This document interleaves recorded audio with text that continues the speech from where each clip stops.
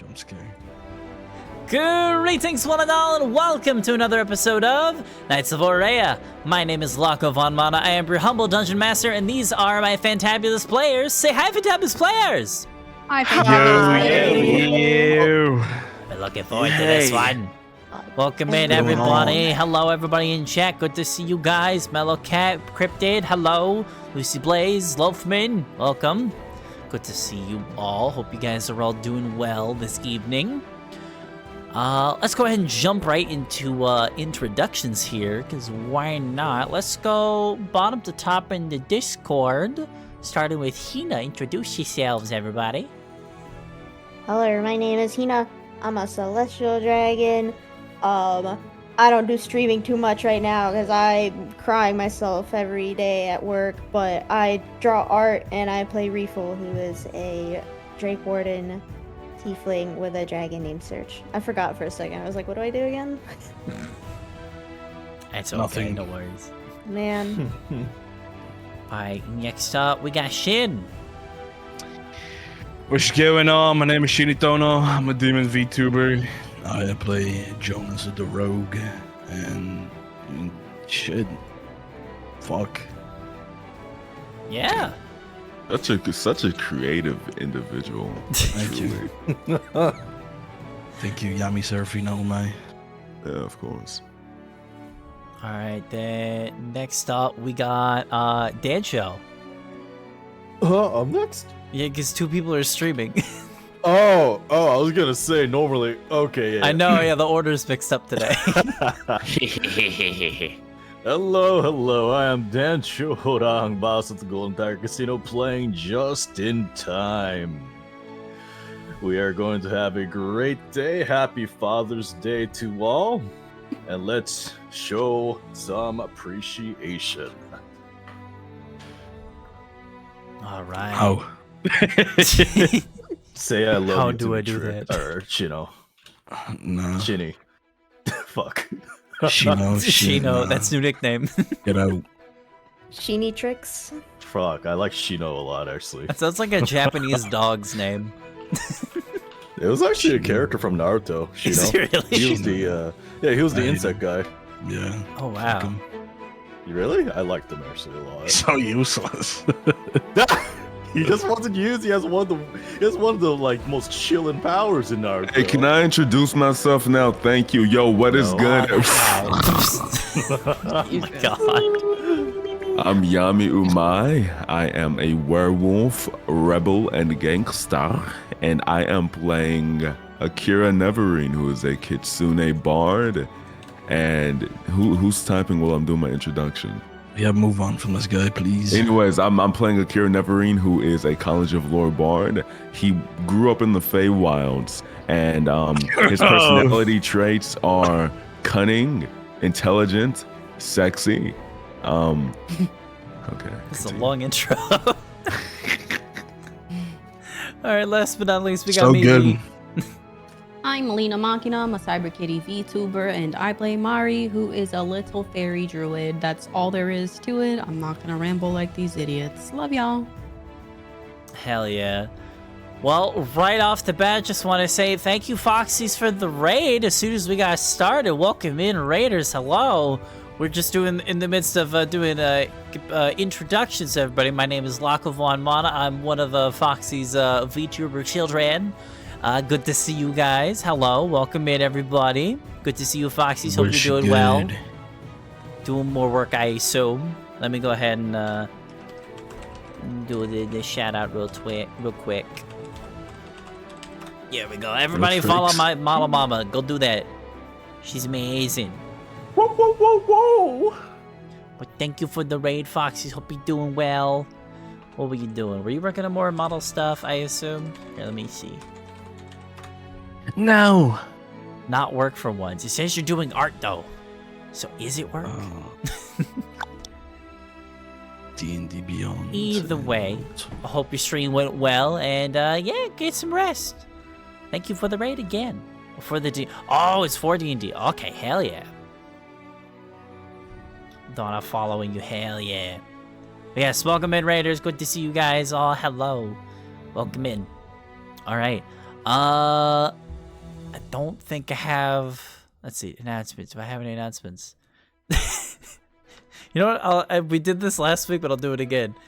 So this week, Dancho, we're finally doing Omega Strikers. Please tell me we're doing this collab finally. Okay, so I legitimately shouldn't have anything up. I'm like, hey. You can't tell me there's something up on Friday. You can't say me like I gotta stream my boy Loco. Okay. We've had to reschedule this fucking collab like 3-4 times now. We're So, cursed, man. Yeah, like it just happened where something came up on your end, something came up on my end, and then we tried to resume, and then I already scheduled something because I thought we were good. Yeah. And shit like that. But hey, it should be good this time. It should be good. Hell yeah. Yeah, this Friday, me and Dancho could be playing some Omega Strikers, hopefully. If everything, cross our fingers, hopefully if everything goes well. That'll be a lot of fun. And on top of that, after that stream is done, I'll go ahead and shout out a good buddy of mine. My good buddy, Scully Sinful, is having his re-debut that day.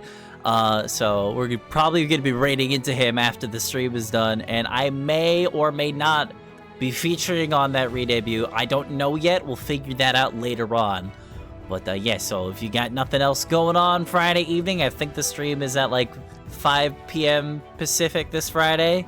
Highly recommend you guys go check it out. Scully's a very good friend of mine, and I want to show him all the love that we possibly can show him. So yeah, he's a hard-working man. He deserves it. Yeah. But yeah, I think that's about it for me this week. I don't have any announcements. Do you guys have anything you want to plug real quick?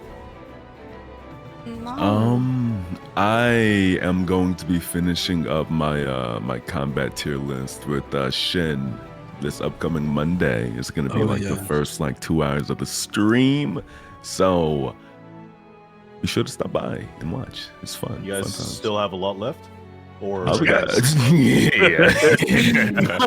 We didn't even go fast though. We're gonna go fast. Okay. I lied. I do have something. I have my anniversary re-debut on Saturday at 5 p.m. EST. I will have a new model. I will look different, but I will act exactly the same. It will be very nice to... Excuse me? What? Mute.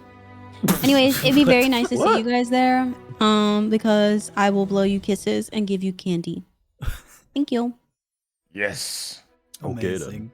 Okay, Alright, that's about all I think I have to add, so let's go ahead and jump into tonight's episode of Lands of Aurea.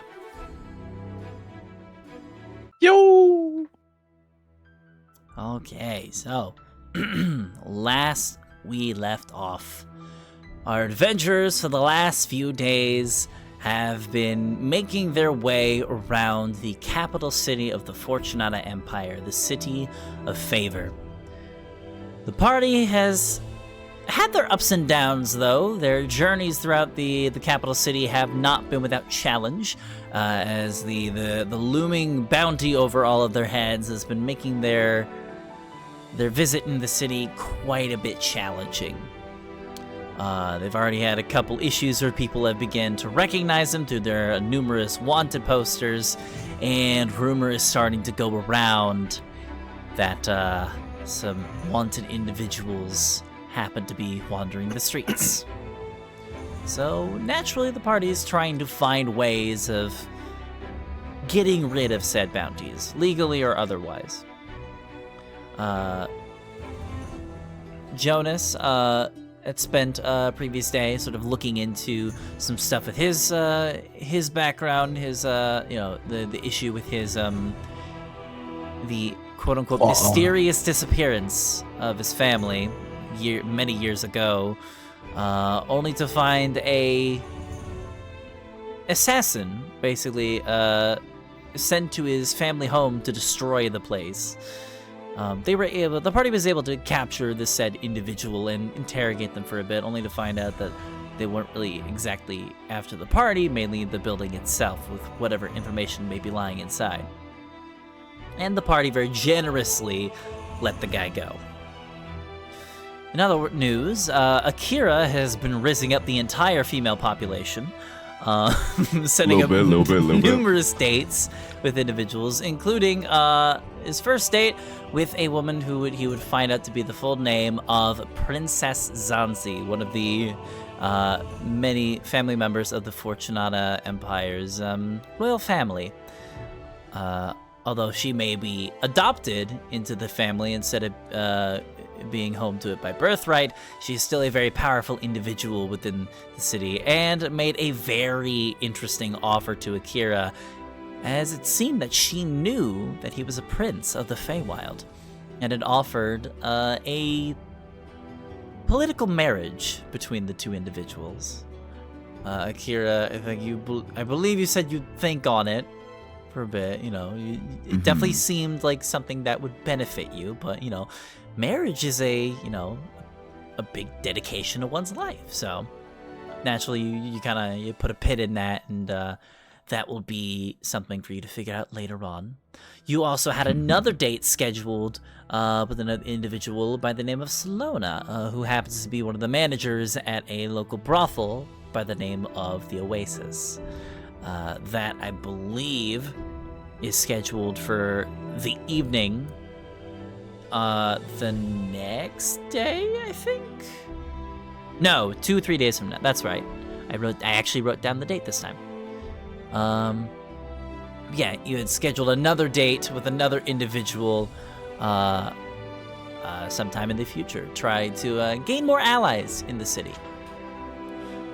On top of that, the party also met up with their good buddy Kale and got into what he's been up to, which is just trying to adjust back into life after being away in prison for a number of years. The party had gone to him because they wanted to go basically meet his boss to see if they can get to meet the guy, and if they like the guy's vibe, maybe set up some work sometime in the future. And he said he would get back to the party on that, as getting a meeting with the big boss takes a bit of time.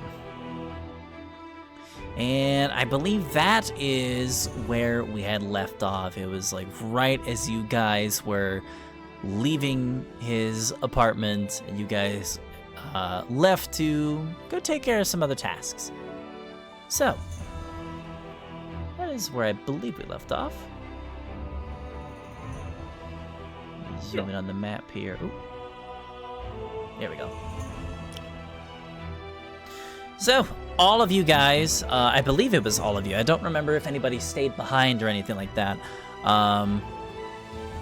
You guys just left Kale's place.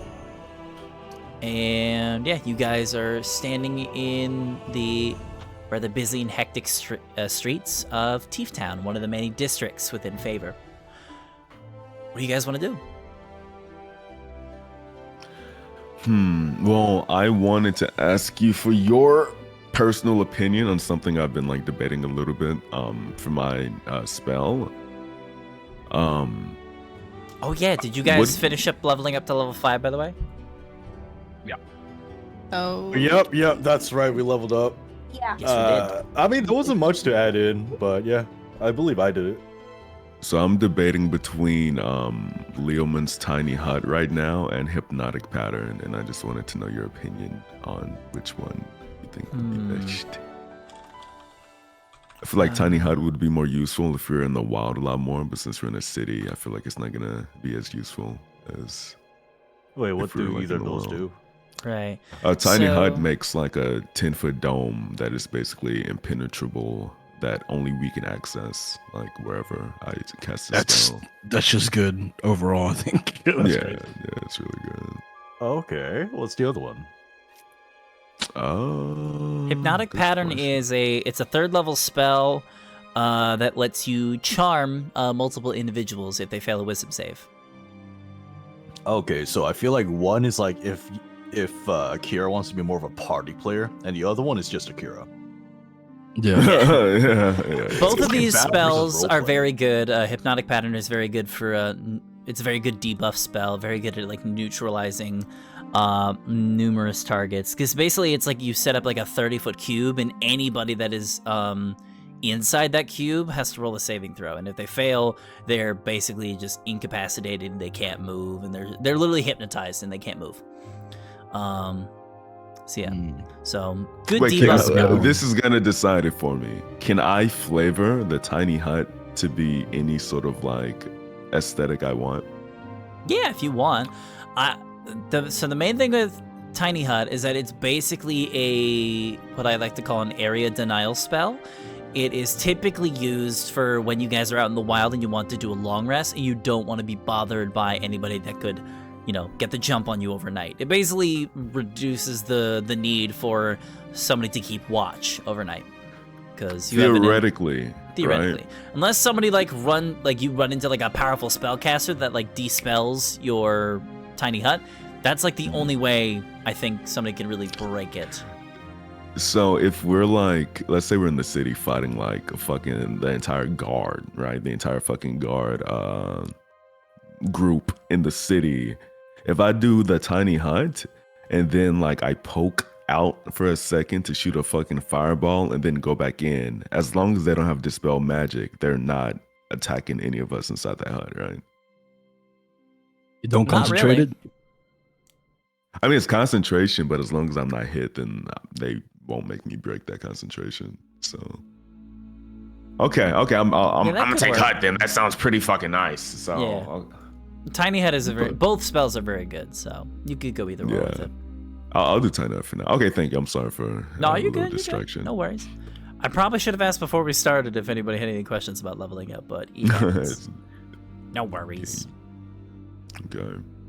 Any other questions while we're on that topic, by the way? No. I'm good.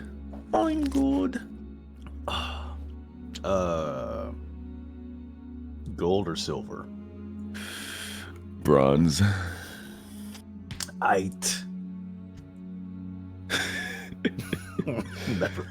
Never mind.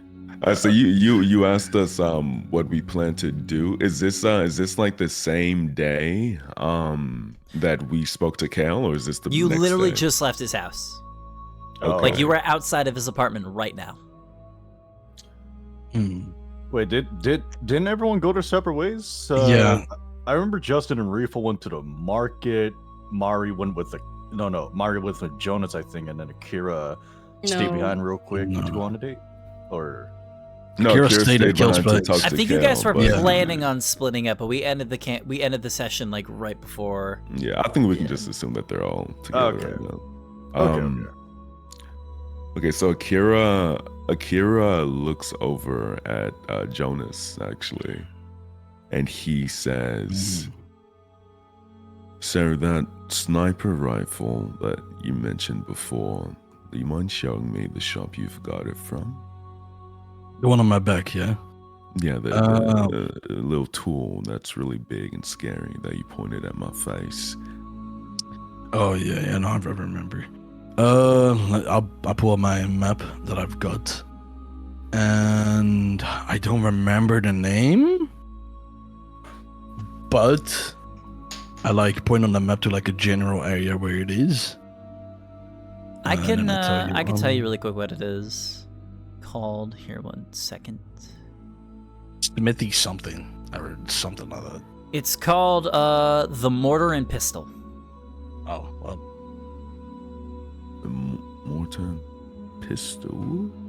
Okay. Yeah, I point on my map, be like, somewhere around this area right here, there's a little store called the Mortar and Pistol, something like that. There's like a dwarf that runs the shop. He's a very cool guy. He gave me this exclusive sniper rifle. Did he have any weapons other than the machine that you have on your back? Oh yeah, he has like this like shotgun with 6 barrels. Huh. And you go crazy if you see. Right. Well, I don't think any of us other than you have really restocked on equipment or really checked out anything since coming to the city. So if anybody else wants to come with me, I plan to go see what wares he has in stock. I mean, like looks at everybody else offering. You can count me in. Okay. if everybody's going, I'll come with. But you, Justin, Rayful, you guys want to come look at really stabby things that you can use to slice into flesh?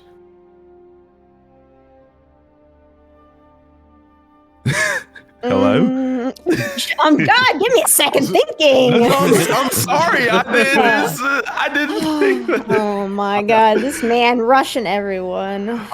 I was muted. Yeah, that's why I said something, because I didn't think Dancho would take that long to respond. Yeah. Let's see. What I said was, absolutely, whatever. Fuck, my voice cracked. Gotta get into your Justin voice. Gotta warm up a little bit before D&D. Sorry, all this monsters cracking my voice. But, absolutely, my dear friend, let us embark in these acquiring of weapons so that we may further help the party. All right. Sounds fine. Sounds fine. What about the little dragon tiefling girl? You guys just assume I'm like a dragon or something? Yeah, pretty much at this point. Are you not a dragon? I mean, like You got a dragon. Well, yeah, it doesn't mean I'm a dragon. I mean, if you don't want to be a dragon, you don't have to be a dragon. I mean, to be fair, I was raised by Drake, so if I'm anything, I'm be a Drake. Okay. Well, Drake sounds less cool than dragon, so. Yeah. That's kind of rude. Do you want to come with, Okay, Drake? fine, yeah. Okay, all right. Wait, actually, I do know this one guy that's called Drake, and he sings, and he's pretty cool. All right. Well, you want to lead us to the shop, Oh my God. please? Yeah, I'll Sugar, I'll honey, lead iced the tea. way. Yeah, let's go. I want a pistol. Wait, do we Alright, have so to you move our guys are- tokens? Are just whipping out a goddamn gun. Hey, they're there. Oh, shit. Oh As if boy. Jonas I did can make those that a little since he smaller was if you now. want. yeah. Alright, yeah, I got you. Yeah, there we go. That's better. Yes. Were you guys planning on splitting up, or are you staying as a group? Oh my No, God. As a group. I think we're going as a group. Okay, so we're just Oh. putting. I think we were gonna so split we're just up, but putting. now we're going Oh as a boy, group. there's two of them. Hold on. Okay. Yeah, I put him on. So we're just putting tokens on the map, Hey. just cause why not? Oh shit! Yeah, I just wanted to do it. I'm sorry. Alright, I no, always you're do good. my opening Yeah, roll. Okay. let's do this then. I'll take the "you are here" thing and I'll just put it on where Oh, we are Ditch Cross is, so basically where your house is, and then you guys can just have your tokens wherever you guys want to go. You know what? I like that. I want to Yeah. be a little bit of interactive mapage. So I believe. interactive Let me map. check my. Hold on 1 second. Oh, that's right. Get off us, dude. I want to say. Oh my! Hold on. Here we go. There's so much happening. What is going on? I was spinning her around hoping that like it would show for you guys, but it wasn't. Who's drawing the Star of David, bro? What's going on? It's not the Star of David. That's just a normal star. Oh, damn. My brain immediately went somewhere else. That's my fault. It's okay. All right. So yeah, you guys slowly make your way over to where are they? What is that? There's just a pink blob on the screen. That's You get- Mari. You guys It's make literally your way to the fucking- Mortar and Pistol, the shop. It is located in the Dockward. I think you guys are actually like near it. I want to say it's like somewhere around here. I can't remember exactly where, but it's around that sector. You But, fucking hit me. You guys, the whole group here. Let me. There we go. Everybody's shrunken down. Damn, I want it there. to be big, just like Justin coming in. It's Letting, like, you, hello! letting you guys draw on the map was a mistake. Rocco with his like fucking 4 rowdy children in the car. I have 4 or one 5? request. 5. Please don't draw any penises. I would like to be monetized at some point on YouTube. Who the fuck drew on the map? Dirty ass. Poncho. Erase that shit. That's a scholar. Don't know how to delete it. Just click on Click it. on it with your mouse and delete Yeah. on your keyboard. Yeah, just hit the mouse Oh. icon on the top left. There you go. This Thank fucking creep. This guy. What do you mean? All right. So where's the shop at? It's oh boy. Oh. It is. I'll say it's like here. I can't remember exactly where it is, but it's in that. I thought it was like vicinity right here, right? there. Okay. Where? It was like I remember it somewhere being down here. No, But it's you okay guys if haven't it's- got. if you No, think- I haven't written in my notes that it's in the dock ward. So, in the dock ward is like this section here. Oh, So it okay. has. So I want to say it's around here. I did not Mhm. mark it on the map for some reason, but it is around that location. But I'll see you guys as a group slowly make your way over to the Mortar and Pistol, which is a nice little shop along the busy streets of the dock ward. You see the large sign that hovers above the main doorway. The sign is basically just what looks to be a stone-looking bowl with a pistol sticking out of it. Very reminiscent to that of a mortar and pestle, if anybody knows what that is. Yeah. And yeah. Mm-hmm. You have made it to the mortar and pistol. I assume you guys enter the shop?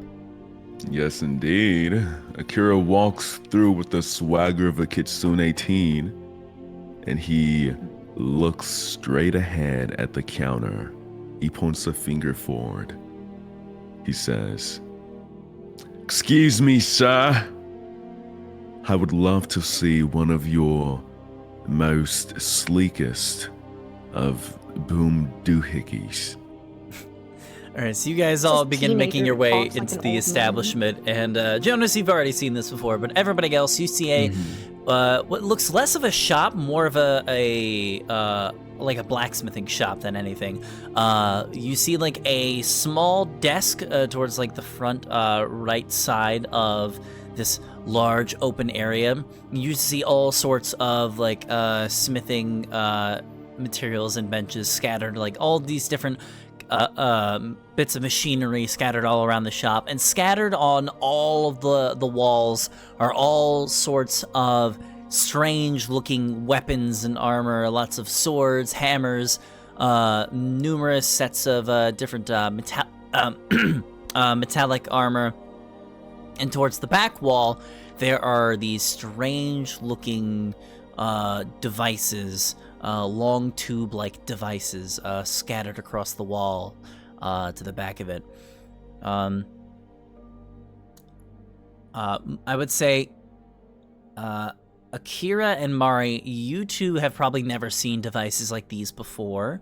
I'd say Justin, Jonas, you guys are somewhat familiar with them. They are relatively new to this world. You've probably heard of them in passing, but you've never really seen a firearm up close. And I will say, Reefel, I say you probably haven't seen one either, since you were from Gwyn, and firearms aren't really a thing over there yet. But yeah, you guys come into this magnificent looking workshop, and you see a dwarven man, clean shaven with a bit of a 5 o'clock shadow, tan, rugged looking skin, medium length brown hair, kind of like tied into like a semi, like a little knot in the back, and he's actually like wearing one of those welding masks at the moment, and he's kind of like got like a nice like blacksmithing apron on, and he is like what he looks to be welding like a strange looking device. I'd say to anybody not familiar with firearms, it looks like that of a crossbow without the side attachments. It looks like a crossbow, but it has like two long metal tubes on the front. For those that are familiar with firearms, this looks to be a double-barrel shotgun. and he is welding this shotgun, not with a typical blowtorch, but with a leather glove with like what looks to be like fingertips that are like metallic, and he is like he's pointing at the shotgun, and like out from his fingertip is like a condensed flame spreading outwards like a blowtorch. Looks to be that of an enchanted glove of some kind. Wait, is this the same dwarf that Jonas was talking to earlier, or was it different salesman? Yep, same guy. Oh, okay. Jonas, you recognize this as the shop owner, Grenham Stoutbraid. But you guys all walk in, and you watch as he holds his finger back, and it snaps his fingers with the glove, and the flame goes out, and he pulls up the welding mask, just to show that he's kind of got some soot spread all over his face, and he looks in and says, looks like we got some more customers. Hey, Jonas, welcome back. It's good to see you so soon. I see. I got a couple friends. I see you brought some more friends with you. Always good to hear. Looking to do business, or you got any more questions about the tools of the trade? My friends over here, and I kind of point towards them at the counter. They're looking to buy a few of your quote-unquote experimental weapons. I see. All right. Well, we got plenty of different weapons for y'all to pick from. We got small ones, we got big ones, we got ones that could take out a target from 1,000 yards, and ones that can take one out from about 5. So we got plenty of different options. What are y'all planning on looking for here? Akira takes a step forward, and he sort of he puts his hands up and starts gesture with his fingers. I want something that, so I use a rapier, right? I get up close, but sometimes I want to stay about medium distance away, but still be able to attack without having to use my magic. Do you have anything that can be used medium to short range without too much fuss, possibly? Sounds like you're going for a what I like to call a duelist's approach. We definitely got some things like that here. My question is, what are we looking for price range? Because if you're looking to keep it cheap, I can get you started with just a simple flintlock, one shot and go from there. Or I can hook you up with something with a little more kick to it, something a little more firepower, whichever you're comfortable with, of course. Firepower? Do you mean it casts fireball? That's a high level of magic for a weapon. Well, not exactly. Here, let me demonstrate for you real quick. This is my, I think a lot of my customers happen to be visual learners, so I think that can definitely help. So this right here, and he goes over to one of the pieces on the wall. There's a section of the wall on the right side that has a lot of smaller firearms, and he pulls one off. Looks to be a single barrel, a very smooth. In IRL comparison, this would definitely be a standard flintlock pistol. Very nice looking hexagonal shaped barrel, probably about a foot long. And he takes it and he goes. He stands in the center of the room and he points to what looks to be a barrel hooked up into the back corner. Jonas, you've seen him shoot into this barrel before. This is basically a little test dummy that he has for his firearms. And he goes over and says, this right here is a flintlock pistol. Basically the way it works is that these all work on a fine powder, typically called it can be either called black powder, gunpowder, whichever you prefer, but it's a powder that is very highly flammable and highly explosive. So basically, you pull this trigger, it'll let go this latch right here, and when it strikes into this little notch right here, and he's pointing to the different devices, it will activate a spark, which will light the gunpowder, which will create a small explosion inside the barrel and launch a projectile out of the tube like a high-powered crossbow. Allow me to demonstrate. He pulls pulls the lever back, presses the trigger. A loud bang ruptures out. Then anybody that's not familiar with firearms, all of you like immediately brace your ears as like that loud explosive noise rings out this entire chamber. Kind of like your ears begin to ring a little bit, like you get like a little bit of tetanus. Justin brings out his shields like, "Stay behind me, friends!" And you see as he fires, a projectile does come flinging out at like amazing speed and strikes into the center of the little the barrel in the corner. And he as he like pulls the gun back, you see like the steam rising off the edge of the barrel. And he kind of blows it off. Says, now, typically the way you reload this thing is you'll take a little cartridge with another pellet, shove it down the barrel, prime it up, and then you're ready to go after a few seconds. But if you're willing to get a few more shots off, and you're a little more desperate for some firepower, you can grab a flintlock that's a little more tech savvy. And he like takes the flintlock and puts it up on the wall, and he takes out another flintlock pistol, but this one looks to have 6 barrels instead of 1, and it looks like the barrels can rotate. This is a revolving pistol, also known as a revolver. Basically, you point it forward, pull the hammer back just like you did with the flintlock, and he fires off another shot. Once again, the rings out, again ringing anybody's ears that is not prepared.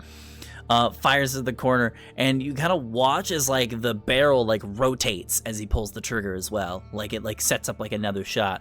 Now, I'm not gonna break your eardrums any more than I have to, because we are in a small enclosed space, but if I want to fire off a couple more shots, I can definitely do so with this device here. So you want to fire off more shots without having to reload, a revolver is something you're going to be wanting to look forward to. But I will let you know, because of that, it is a little more pricey and a little harder to make. So I'd say if you're looking to get started, those are 2 nice things to get started with. How much would you say the revolver is? A revolver? Let's see. Give me one moment as I check my notes here. I should have opened these already. Vermintide. Don't worry about it. There is it. Where'd they go? There they are. Okay. Let's see here.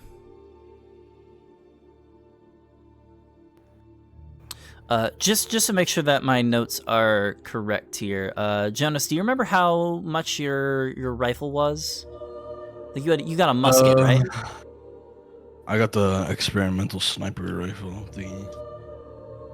Okay. And that was 200 or 250 gold, I think. I think it was 250. Okay, so yeah, my notes are correct then. Okay.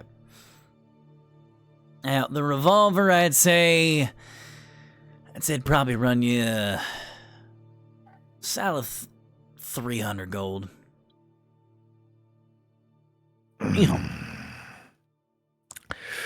Alright, revolver 300. Very, very. That's quite pricey. Akira. Well, it's a very intricate piece of equipment that requires a lot of intensive care, so a lot of moving parts inside this thing. Akira nods his head, obediently, and he rubs his chin a little bit as he steps closer to the gentleman. Now that makes quite a lot of sense. It is indeed experimental, but you also have to think about this, right? With a revolver, as you showed me, very loud, very experimental, and very expensive to provide maintenance. If I'm going to be paying for maintenance in the future, in the likelihood of this experimental weapon going a bit astray, wouldn't you think that would be worth taking off, a bit of the overall price? I'll be giving you consistent business afterwards. Roll a persuasion check for me. Okay.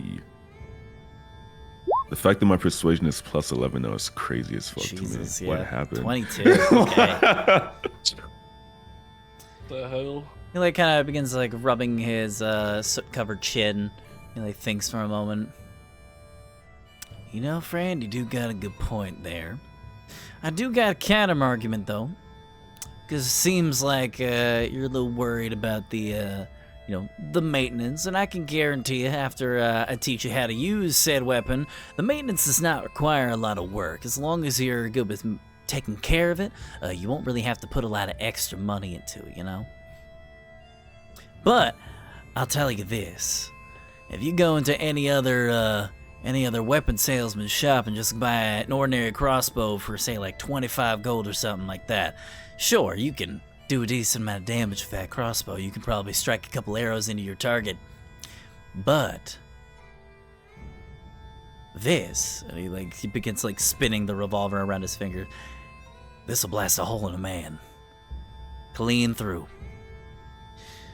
So if you want to pack a punch in your right to bear arms, firearms are the way to go. Tell you what, I'm willing to bump down the price, but, and he like begins like pointing to the whole group. Everybody walks out with a piece. I think that's fair. After all, you said my size? we can make it work. So, a piece as far as firearm goes, or a Indeed. piece as far as weaponry? If all of y'all walk out here with a firearm of my making, I'll bump everybody's prices down. That sound fair? I already got a gun though, No. and I put it in my bag. You're good. Okay, now I'll just walk out and wait outside. And he begins walking away. But my good sir, I am a paladin of Helm himself. He is the Lord of Justice, the God of righteousness and all things good on this world and planet. I am not sure if this firearm would suit a paladin of myself. Ah, nonsense, big guy. I think I got something that I think would fit your fancy. And he like actually like goes over to the shotgun that he was just welding, kind of picks it up, and kind of opens up the barrels and then kind of drops the latch down. Justin instinctively just like covers Reefle's ears with his hands. No worries, big guy. I'm not gonna do nothing to you.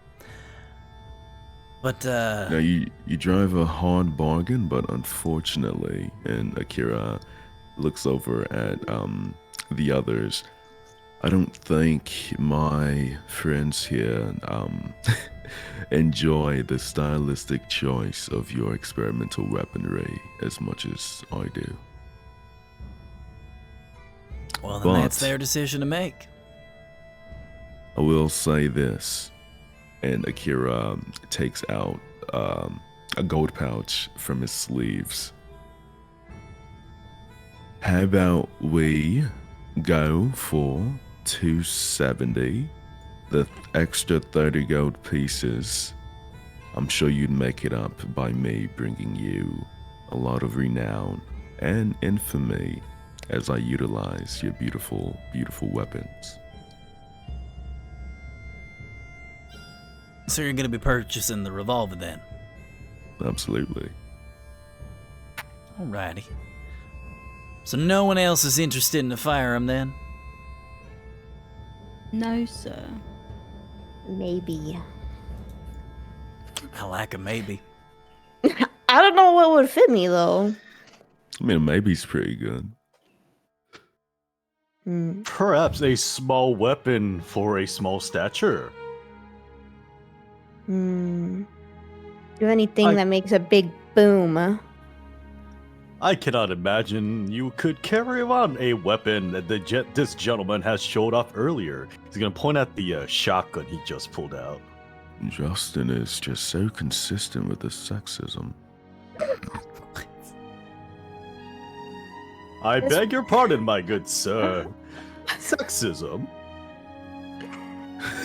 She's gonna bat her eyelashes up at him and be like, would you carry it for me?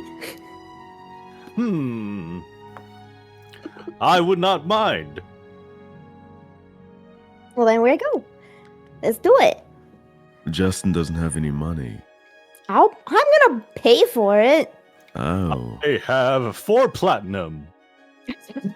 Oh. It's okay. I got enough.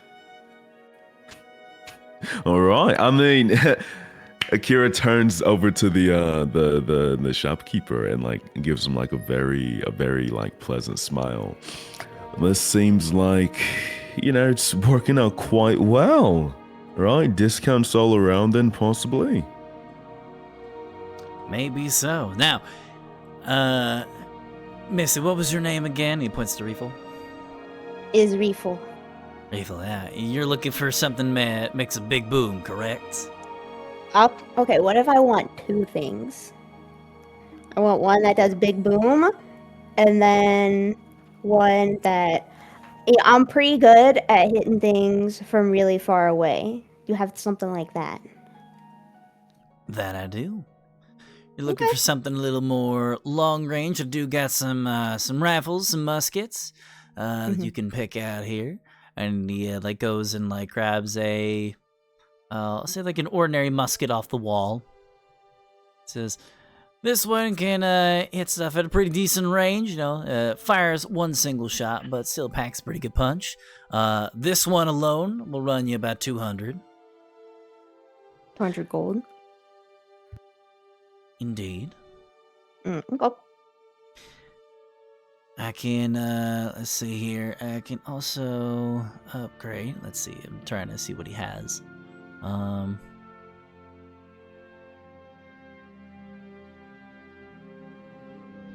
There we go. Okay. He goes over to the left side of the wall and grabs another interesting looking rifle. This one looks to be more rod-like in appearance. It doesn't have like the typical buttstock that a lot of modern rifles do. This one's like the stock is a lot like skinnier.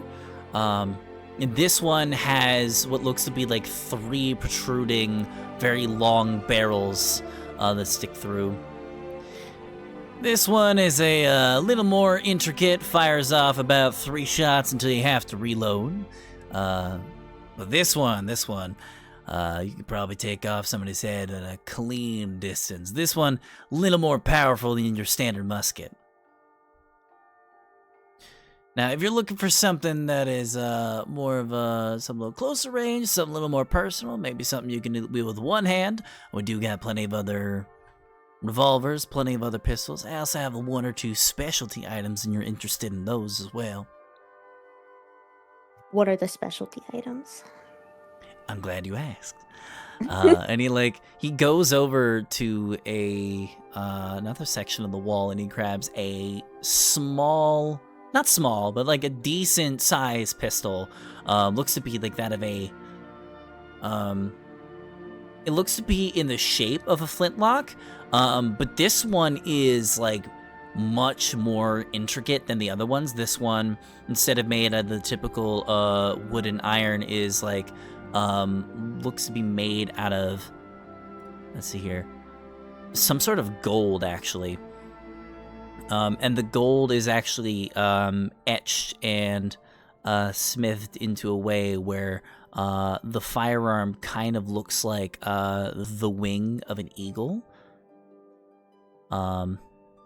Very intricate looking firearm here, and he takes it. So this one acts like an ordinary flintlock would, but this one, I will warn you, this one might hurt your wrist a little bit when you fire this thing. I would say this is a one-handed weapon, but I would say for a beginner, definitely hold with 2 hands. And he like kind of points over towards the barrel, and he looks back over and says, this one you're gonna want to cover your ears for. Fire in the hole! And like an explosion even louder than the other ones. And you'll actually watch his hand like fully like recoil back, like even past the back of his head. And he like has the barrel like pointed like straight up at the ceiling after he fires. It looks like the recoil on this one was insane. This Break is my arms. this is straight up Men in Black, like the tiny like the Will Smith gun. This is that. Yeah, gun. basically, yeah. With gun. I'm pretty sure that thing would rip my arms off. He like takes it, he like puts it back on the wall, kind of like shakes his wrist a little bit. So this one was actually a custom order for a Fortunata officer, but he didn't like the fact that the weapon hurt him as well. I think he was a bit of a pansy, personally. I think once you fired a couple times to get used to the recoil, but this one packs a real punch. By any chance, good sir, are we allowed to try out this merchandise? Absolutely, go for it.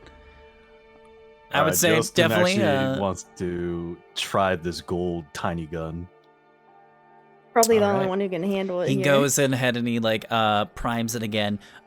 He has like a couple boxes near his desk where he like holds a lot of the ammunition. The pellets that this dude that is being fired out of this pistol specifically look much bigger than the other ones. And he like hands you the pistol, and he's like, he does that like firearms instructor thing where he like stands like right next to you and like gets like very close, and it's like, all right, now what you want to do is you're gonna hold it with two hands there, point it down at your target. Whatever you do not point the end of the barrel at anything that you were not planning on shooting. He needed to mention that specific as just. You're gonna want to stamp your feet down, point forward, and whatever you do not hesitate. If you falter on your grip at any point, the gun will fly out of your hands and it will strike one of your allies in the back. It won't fire at them. It only can fire one shot at a time, but it will smack somebody in the face. It will give them a black eye, so be warned. Now, go ahead and point the target down range. You're gonna line up the backside with the front side. Just line them up like you're firing a crossbow. Whenever you're ready, just pull that trigger. He's gonna kind of like look at the gun real quick though, and then aim, point, and do I need to make a roll for this? I will say go ahead and roll me a dexterity check and also a strength check. Okay. Not saving throws, right? No. Like you're using cutting words. Bitch. Mari is hiding behind Akira. Akira is prepared to cast a spell at a moment's notice. Oh, wait, are you actually? Yeah, like he literally has his like finger pointed out at Justin. All right, so you pull the trigger and you fire the pistol downrange here at that little target in the back corner. You are a big, strong boy. You are able to handle that recoil actually pretty well. It does kick a lot, like back towards you, and like there's a second where like the gun actually almost like jumps back and almost hits you in the face, but you're able to like kind of like get your head out of the way just in time. Did somebody the round say goes just in time? Oh my The round goes a bit wide. You're not used to firing, a firearm like this, so you don't get a bullseye, whatnot, but you do at least hit the target, like right at the edge there. It's just, not bad, big guy, not bad. Justin's just like looking amazed. His mouth is like shaped as an O. He's looking back at Reeful, Akira, Jonas, and Mari, and looking back at his gun. He's just kind of like pointing. It's like, Chilling outside. Wow, good job. It's pretty strong, huh?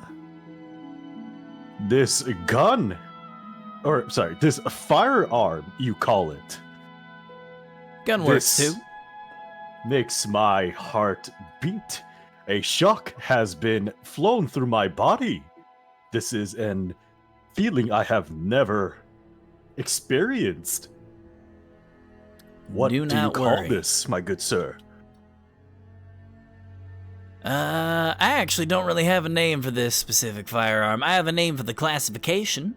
Me and some blacksmithing buddies, when I first came up with the prototype for this weapon, we called this thing the hand cannon.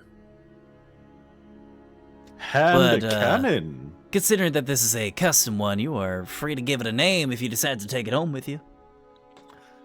I shall call it Helm. Oh my god. I don't get it, but fair enough. Helm's Cannon. Ooh, that one's got a nice ring to it. It's getting progressively lame as he continues to name it. Helm's Hand Cannon. Right. Not bad, not Helm's bad. firearm hand cannon shaped bullets. Yes. Now I you like can that. take Helm's hand cannon home for the low price of 750 gold pieces. Just he's gonna pull out.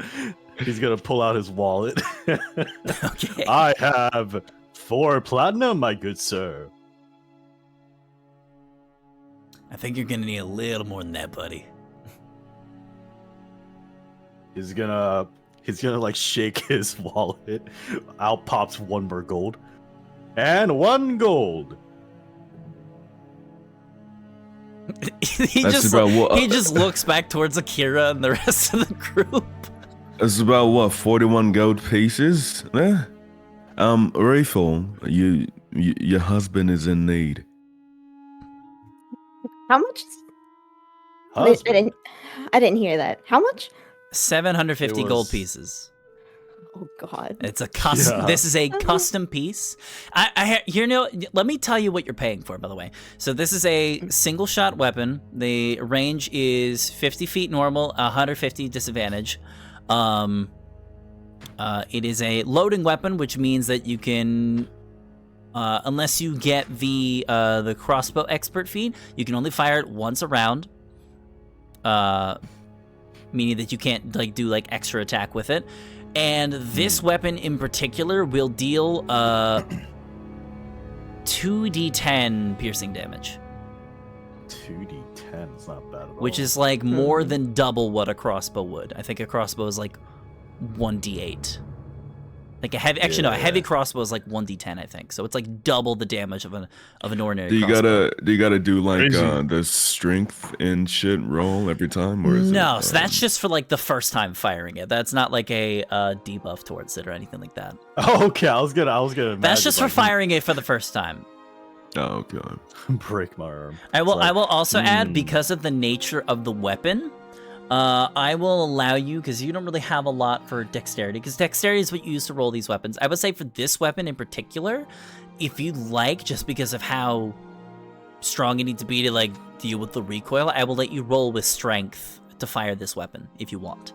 Neat. So you won't be at a at the disadvantage moment, firing this thing. Awesome, but at the moment you can't afford it, so. As much as it pains me, good sir, this has opened a whole new world for me.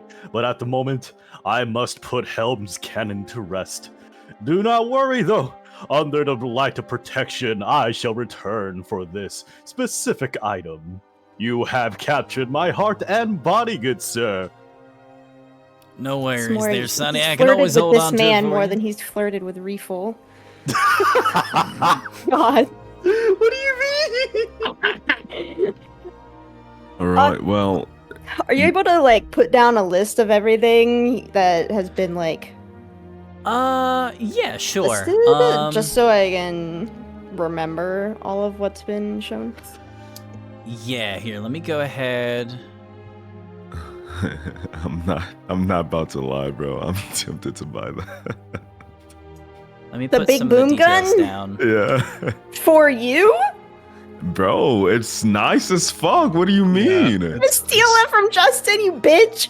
Yeah, I'll no money. I'll give it to him in I'll a few put sessions. some of the weapons that, the generic stats for the weapons in the Roll20 chat for anybody. So those are the stats for the flintlock pistol. It costs 100 gold pieces and does 1d10. It says ballistic, but ballistic basically means piercing.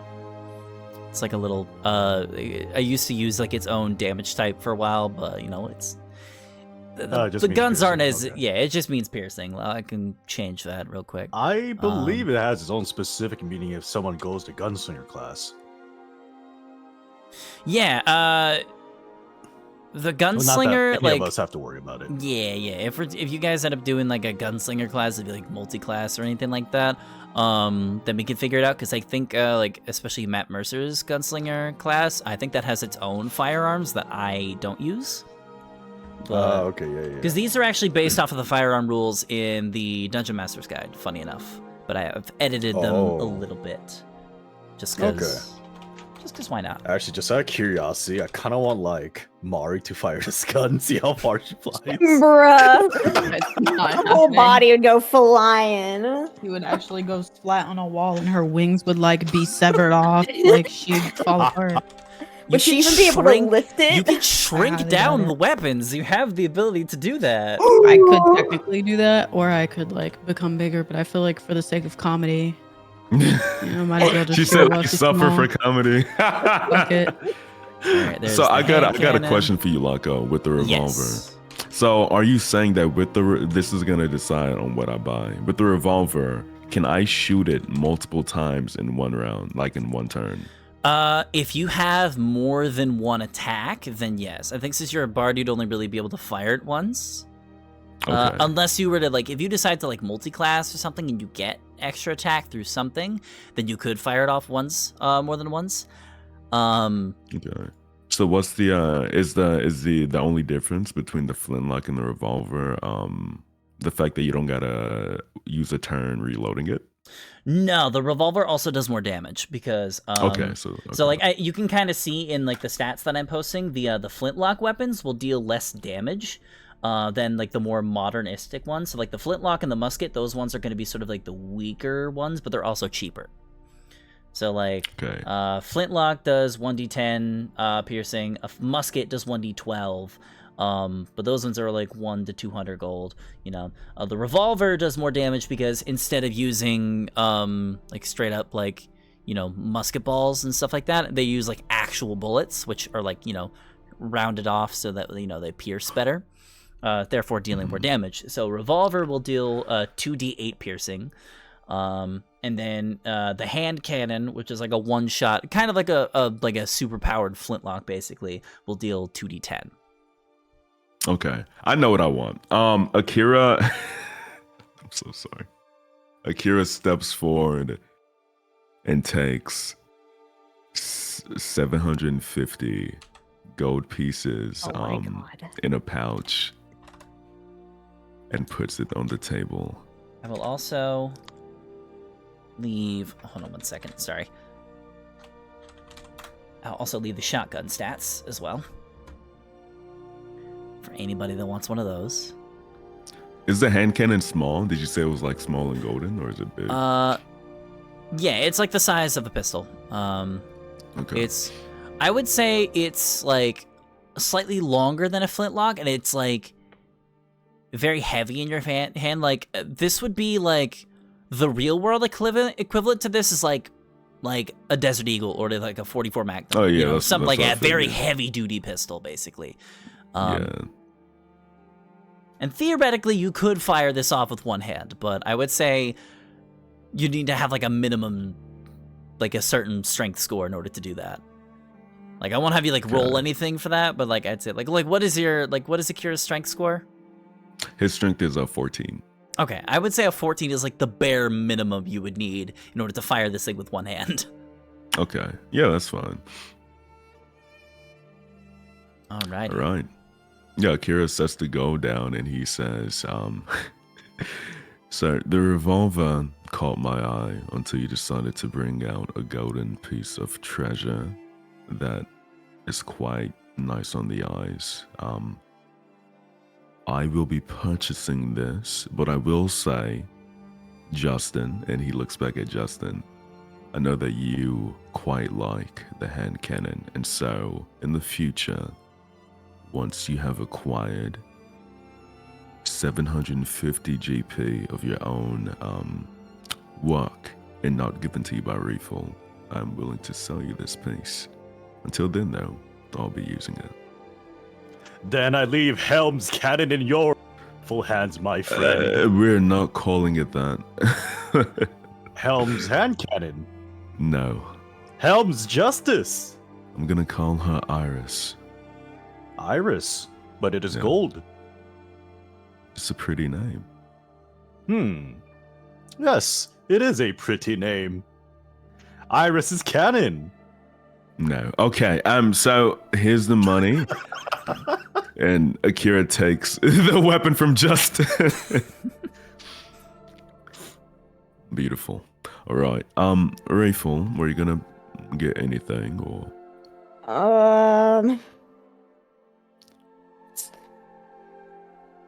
Maybe. Okay, if I get a musket, can you make it look cool? Can you customize it? I can modify it. I can customize it, definitely. Yeah. Anything you had in mind? Make it look like him, and she's gonna point down at Search. Like color and, like some dragon shit, something cool like that. She's gonna be fucking Tristana from League of Legends, the dragon skin. Alrighty. I think I can... We're spending so much money. Fine. I think I can make We that don't have an work. account in our party, so... Did you want to add any other doohickeys to it? Any other properties? Ooh, I didn't even know that's an option. Spits fire. Is there like some muskets are like a long range thing, yeah? Like they go real far. I would say so. Good medium to long range. Okay.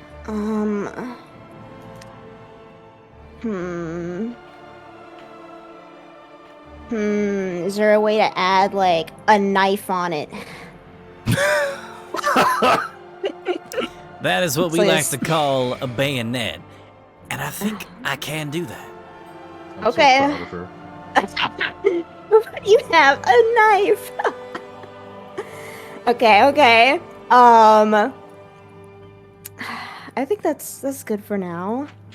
Yeah, I think that's all I need. What's the total, good sir?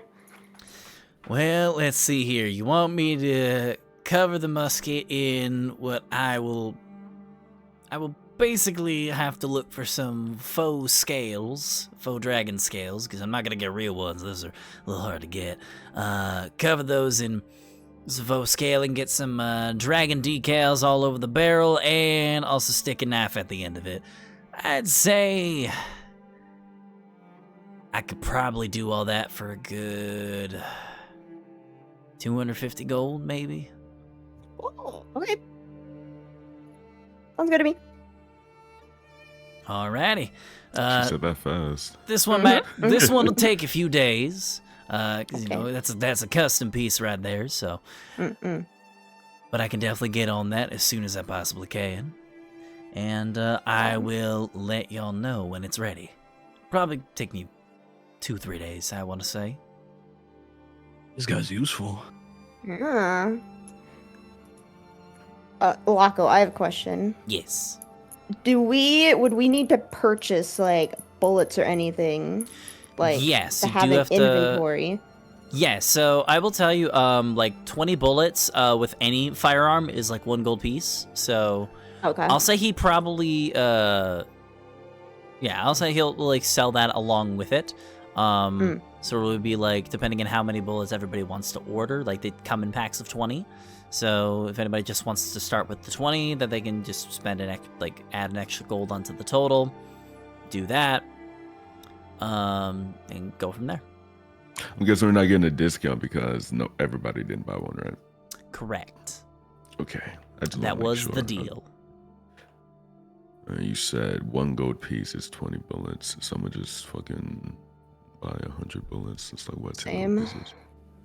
Now, are you two paying individually or as in bulk? For Like bullet? all I guess under one? I mean, I guess it makes sense to buy in bulk, right? Sure. Here you go. And Akira gives Refill the necessary money. Oh wow. Okay. What about Jonas? Are you getting bullets? Do you already have them? He's not inside. Oh. Yeah, Well, Jonas has already got it's- bullets, I believe. I think he bought Okay. like a good 20. Yeah. I bought like Okay, 3 well, boxes. he's so- not allowed to get any of our 100, 200 bullets off for us. All right, that sounds fine to me. Spits at you. I don't even care. He'll literally have Serge bite your leg off. I kill Serge and you. Alright. God damn. We'll see. Hatred. I'll shove another one of those little magic animals down your pants again. Again? I Oh, forgot about again. that. Tried to last time. He managed to squirm out of That was it. on like the remember? second session. Oh. Was they were on the okay. boat? Was it on the boat? I thought this was like Yeah. right when the No, prison that break never was happening. happened. Yeah, we were. No. Remember, it brought out a warthog. What? And we are used you it No, talking though- no, about? no. You tried to, but he blocked it. Yeah, that's what I just said. But This it was like still episode 2 or spawned 3. it. It did indeed spawn it. You're right. Yeah, you know. I tried. He's just too slippery, you know. Slippery, Slimy, sneaky boy. you'd even say.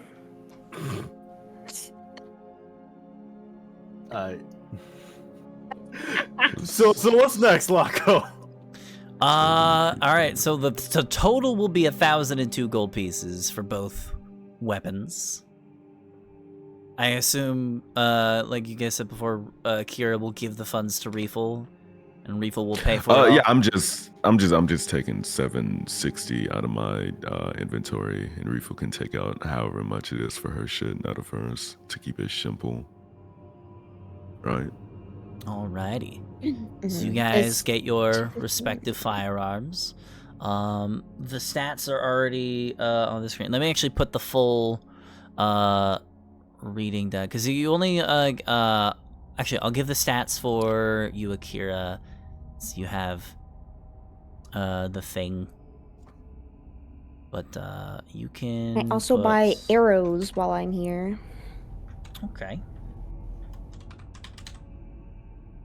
Okay, those are the properties for the hand cannon that you just bought, Akira. I just put them into the chat Okay, there. thank you. Those are your 2 ranges, and it is a loading weapon, meaning you can fire it Okay. off once per round.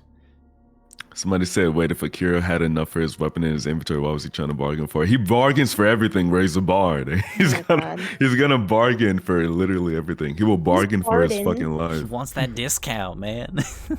Bargain for the $300 one, but not the $750 one. Because if he wasn't gonna give him a discount on the 300, he wasn't gonna do it for the fucking special gold deagle from CS:GO.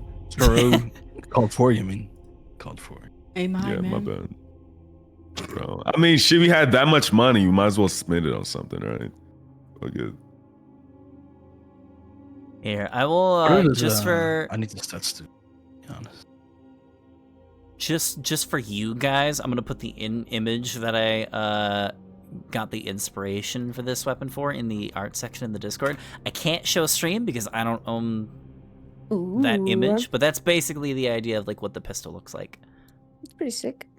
Yeah. You don't own that image. You can. Yeah, I'm pretty sure you can show.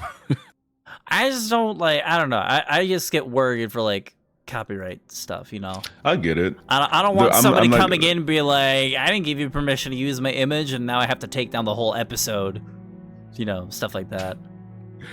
I just wanted the hand cannon because I think it's really cool for Akira's fucking slim, fucking feminine ass to just pull a fucking hand cannon out of his fucking shirt and just shoot somebody in the face. Boom. Pull out a whole ass deagle and just start shooting at people.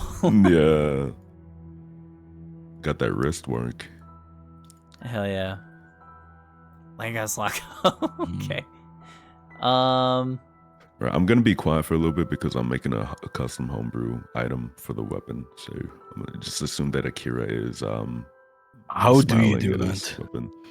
I cannot tell you actively right now, to be honest with you. Because I was looking at it, but I can tell you after the stream. yeah, sounds good. Here, let me do this really quick.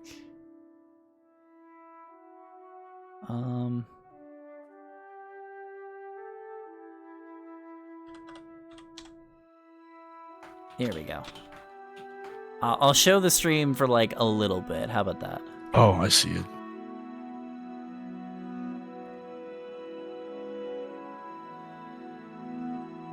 It's just fucking Pete. There we Fuck. go. That's basically what it looks like. Right there.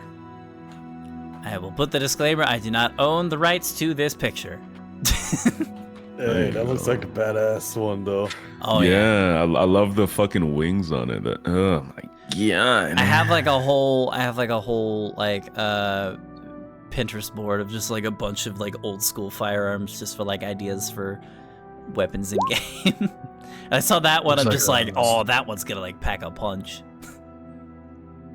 Looks Why like a- did you roll a 1? I accidentally clicked on it. Leave me alone. Shut the You, hell up. Wait, you did Can you roll give it. me You the rolled a stats for 0. What? How did you do that? I don't know. Loco. Yeah. Can you give me the stats for the experimental sniper stage? Oh, I thought I sent them to it. I don't know why. Okay. 1 second. I'll go ahead and. There we go. I posted in the Roll20 chat. Good. Mine has no like special abilities because it was the crazy one that was on the wall. No, it does. I'm just trying to remember where I wrote it down. I think I wrote it in the Discord somewhere, maybe. I think I wrote it somewhere. I just don't remember where.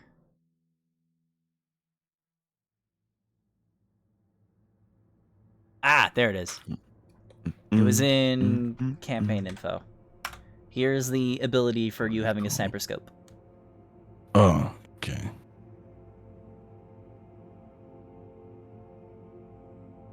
All right. So, anything else you guys would like to do with the mortar and pistol? I am good. All right. Akira waves goodbye to the owner and gives him a bow. I appreciate all your assistance today. Thank you so much. I appreciate your business. Let me know if you guys need any more advanced firepower in the future. Absolutely. I'll be coming back to make sure that Iris is well taken care of. So I'll see you soon. Sounds good. Feel free to stop at any time. I'm always trying out new things. So maybe if you guys are interested in some more projects in the future, I might get y'all involved. Sounds good to me. What was your name? I'm sorry. My name is Grinham. Grinham. Can you write that in the chat for me, please? Yes, I can. One moment. God, I just realized Agruda Tread hasn't spoken to us in a while. I'm scared. I was literally go. gonna mention that at some point, and I was like, let me know. She's about to fly in the city and just Daenerys style, bro, killing You're everybody. about to align yourself with this princess, and she's gonna find out and literally kill you. What the fuck? Alright, thank you for the name. No worries. Righty, my name is Akira Neverrain. Please remember that name because you'll be hearing it in ballads and tales across the entire continent. Well, I definitely look I'm forward to Ma. hearing your stories in the future. Absolutely. What'd you say, Mimi? No, I just introduced her as Ma. Are we still Ma? doing those names? The fact that we're still fugitives. Probably a good idea. Righty, well, let's head out, lads. Let's get out of here. Akira, carefully holding and stroking Iris, leaves the building. Let me be the DM real quick. Justin, you have a feeling deep in your heart that you're never laying a hand on this pistol ever again. That's fine. He's actually gonna go back to the arms dealer when everyone kind of leaves. He's gonna be a little quieter than usual, making sure no one else can hear. He's gonna ask the gunsmith, by any chance, good sir, do you make these firearms small and silent? Is that possible? It depends on what you mean by silent. I've never been able to truly master it, but I have been working on prototype. What do you need it for?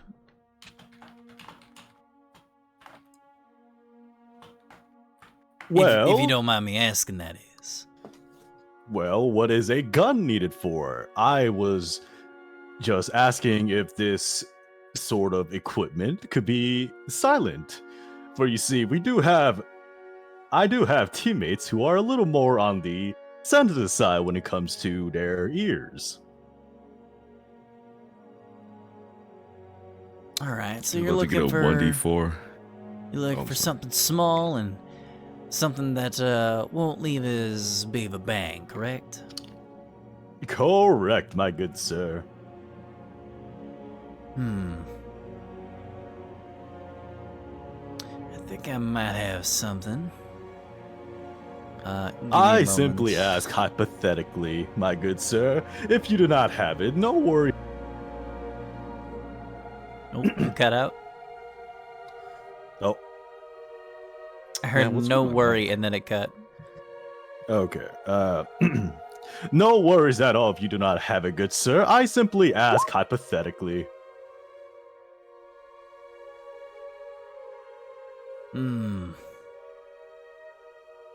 Tell you what, I don't have anything at the moment, but if you come back when Reefle's weapon's done, I might have something that you might be interested in. But unfortunately, I do not believe I can afford your prices at the moment, so worry not, my good sir. I do not wish you to make labor for something that cannot be purchased immediately. No worries, big guy, I understand. Well, if you ever get the money for it and you're in the need of a silent weapon like that, then always come on back and I can see if I can hook you up. Then he's gonna lean a little closer, like kind of look out for his teammates real quick, not doing the best job of hiding. By any chance, what would be the estimate of this weapon in terms of price? Are you looking for, well, like, I can't really be a flintlock because gunpowder, black powder on its own, when it's not sustained, can be a little too loud. So it would definitely be a little pricier. I'd say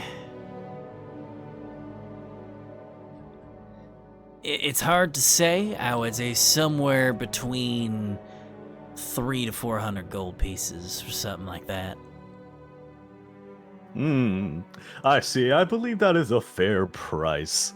Then, if by any chance this hypothetical firearm was to be required with the hypothetical amount of gold, I shall let you know.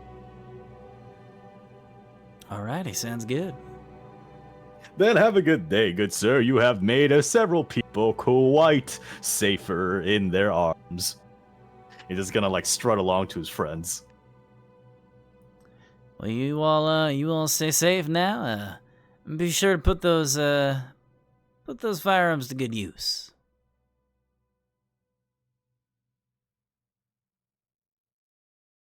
And I believe now everybody is together. Yep, all right, you kind of like scurry back into the group, and you guys make your way out of the shop. I'd say at this point, with the errands that you guys have been running, it is probably close to evening. So it's getting late. Alrighty. I mean, not really too much I really need to do out in the city, so I'm gonna head back to the inn. Was there anything that you all needed to do tonight? Just sleep in a comfortable bed. Okay, I like that. Me too. I'm quite tired. What would be the best form of employment? You could go back to the brothel. Ah, good idea. I will say that, you know, you're very innocent, so I just want to be very upfront with you. You're not gonna make too much money doing janitor work in a brothel. So I'd recommend maybe working as a security guard or on the docks. You could sell your fitting. body. Yeah, if you get to the brothel, you'd have to have unprotected sex with strangers. I don't think that's something you want to do. His face freezes. Exactly. So I would recommend checking out the dock workers, possibly. And to sell my body there, I assume you do not mean literally. I mean, you'd have to put your penis inside of people, or have people put things inside of you.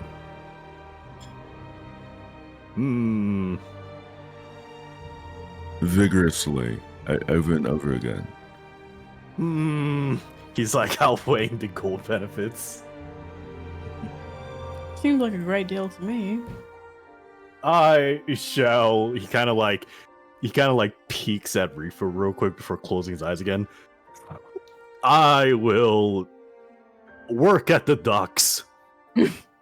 All right, there you go. Then I suppose now is a great time than any. It's evening time now. I'm not too sure how much work you'll find at night time.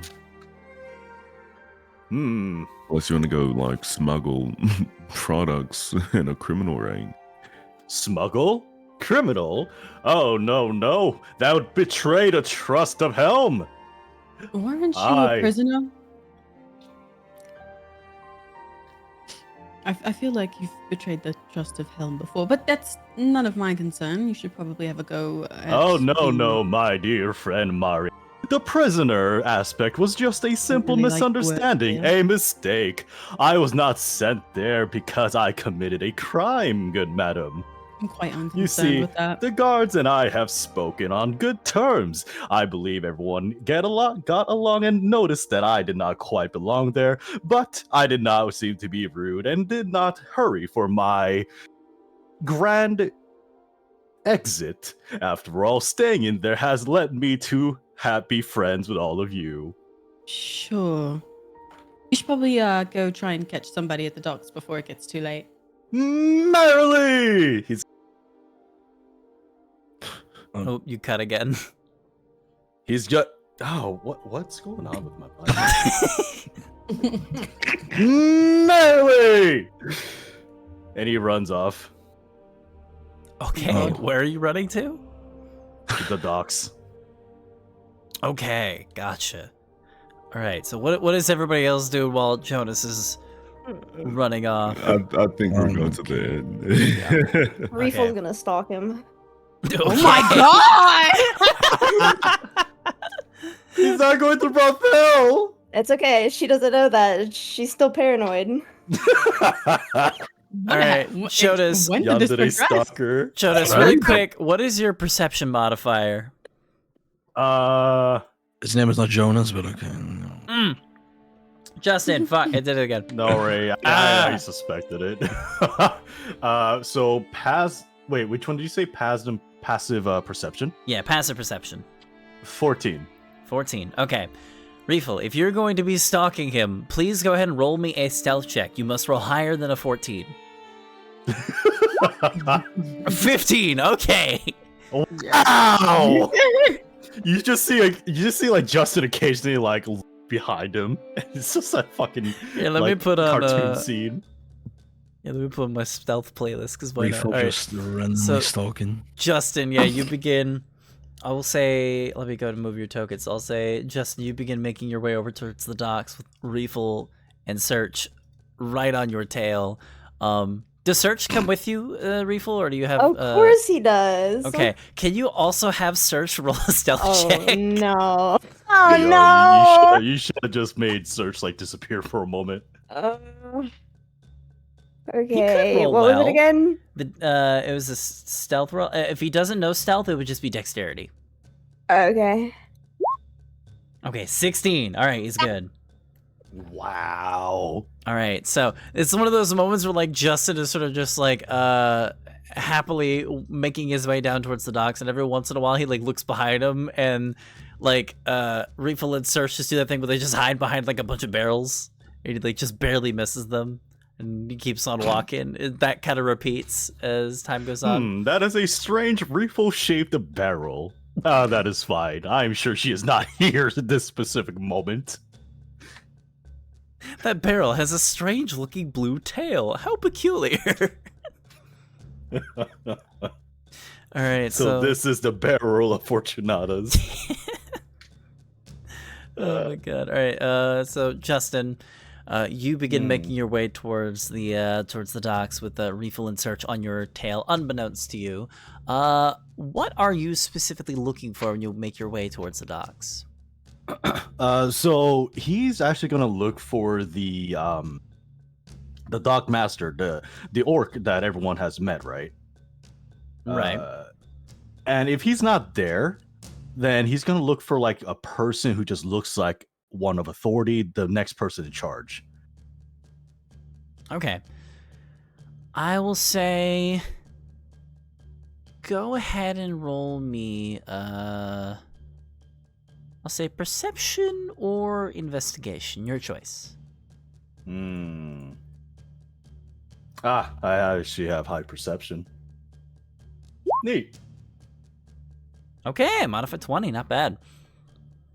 All right, you begin making your way through the docks here. It is very busy here as there seems to be like a lot of ships arriving. A lot of ships typically arrive in the evening because that's typically like ships go to dock for the night. If they're traveling long distance, it's preferred that they try to get there in the evening because then they can just get their stuff unloaded. Then they can go crash for the night as soon as everything's finished for the day. So lots of ships coming in for the night. And after doing a bit of looking around the bustling docks here in the city of Favor, you do eventually see Garzok the Cleaver towering amongst a bunch of other humans and elves, laboring things back and forth. And it looks like he's kind of like barking orders, like giving people directions on where to go, stuff like that. A louder Justin is just gonna approach and say, "My good sir, Garzok, I have come for employment. Where can I start?" And he looks over and he says, "Oh, it's you again. Come on over." And as you approach, he says, "I'm sorry, you said you're looking for work." "Yes, I shall take any job that requires my expertise for the highest amount of gold." Right, all right. He kind of looks around, and he kind of looks at the staff that he does have. You know what? I am a little understaffed this week. I could probably use an extra hand. "Then I shall offer 2 hands." Fascinating. How about this? I'll let you move some cargo here and there, and if you do a good job for the next few hours, I'll drop some gold for you. How about that? "Merrily! Where do I go, boss?" Wink. You see that ship right there? And he points over to one of the nearby ships that have just looks like it just docked. "Do I have to lift a ship?" No, just the things on the ship. There's probably about 50 or so crates and barrels filled with various goods. Go ahead and start grabbing those, lift them over onto the shore area over here. We'll get that packed up and shipped out to where that stuff needs to go. All you need to do is just lift it from the ship to the dock side. And if you can do that, Merrily! if you can do that for the He's next gonna few just hours, go to the ship already. Don't break any. Yeah, whatever. And he kind of just goes back to ordering stuff around. All right, go ahead. I want to make a point, Yes. real quick. I want to make a point that he's gonna use extra muscle power to get things done as fast as possible. Okay, so I will say, let's do this. I'm gonna have you roll 3 acrobatics checks. Oh shit! Because this is over a period of time, so I'll say 1 check per hour of work. Because like they're not gonna go like into the night, so you'll probably only work for like a few hours or so here, right?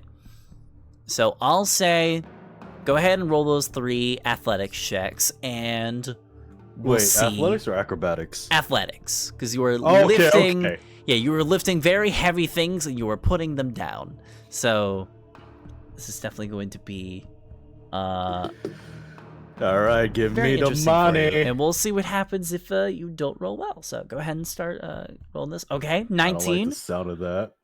13. Okay. And a 14. Okay, not bad. So right off the back with a 19 athletics there, you rush over towards that ship and you begin rapidly unloading crate after crate after crate at an exceedingly fast rate. I'd say in the time that it takes the average guy to get a crate from the ship to the shore, you've unloaded 5, right? You are just going at it. And this is while wearing your heavy, bulky armor on top of that. So you're basically doing the work of like 5 men all in one go for like the first hour or so.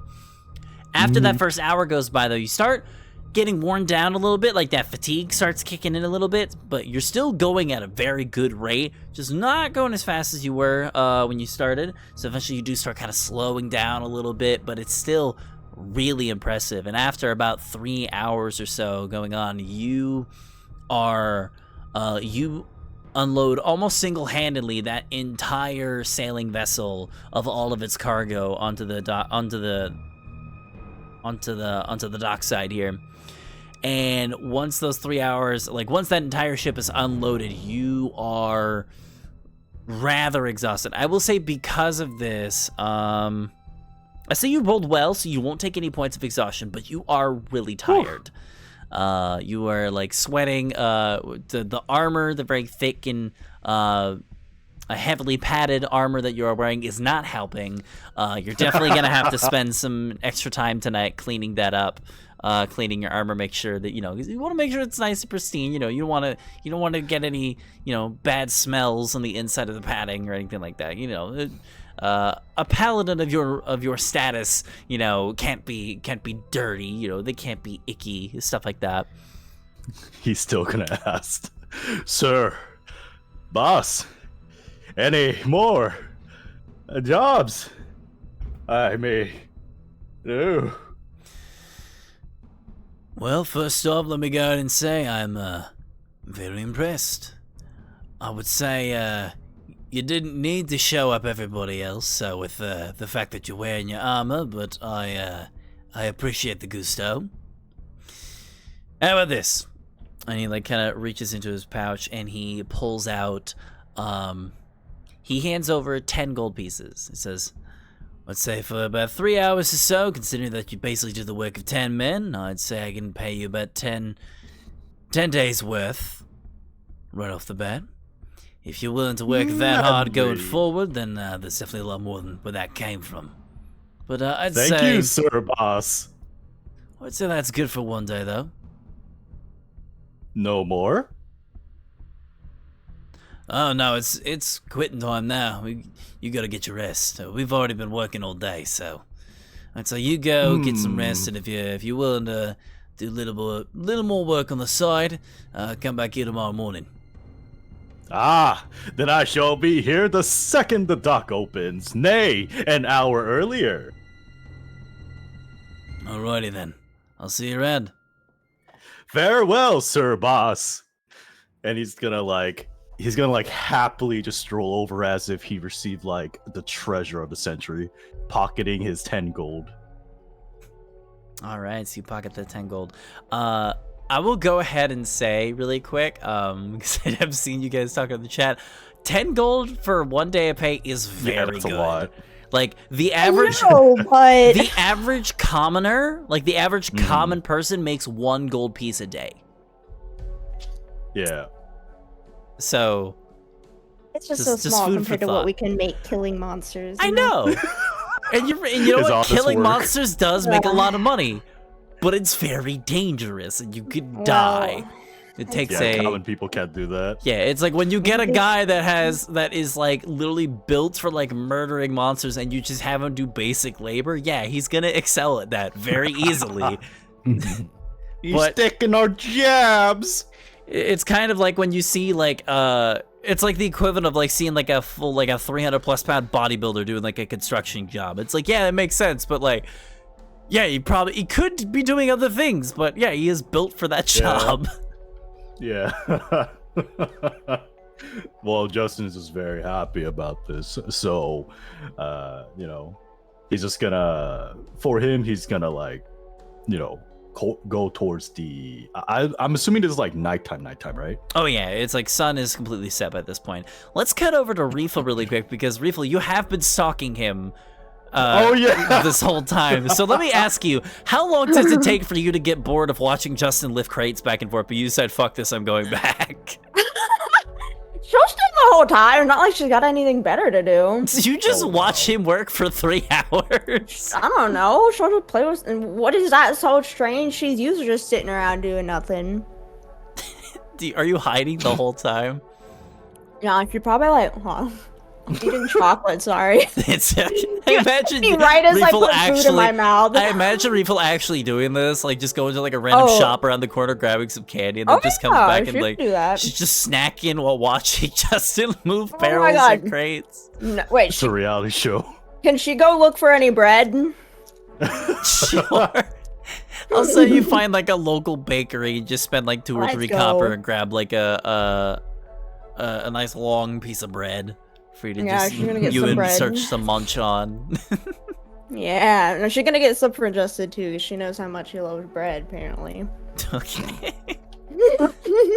So you sit there for the whole 3 hours just watching him work. I'll say after like 20-30 minutes or so, some random guy kind of walks up to you. He's like, "Hey, you good, lady?"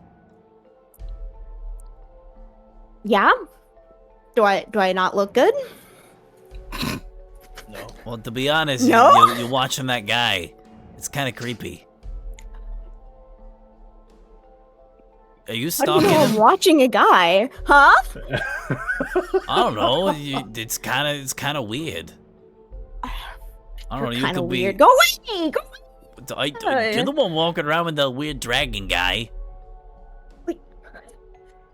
Weird dragon guy. You could just call it a dragon, you know? I don't know if it's a dragon or not. What does it look like? Huh? Looks like a smaller dragon. There you go. Fucking idiot. Hey, don't be mean to me. You're the one coming in here, causing a ruckus. Sitting, minding my business. Oh my gosh, she's gonna punch him in the face. What? Roll a strength check. She's so aggressive. Rude. You said strength? Yes. 9. I think he has That's like a strength save.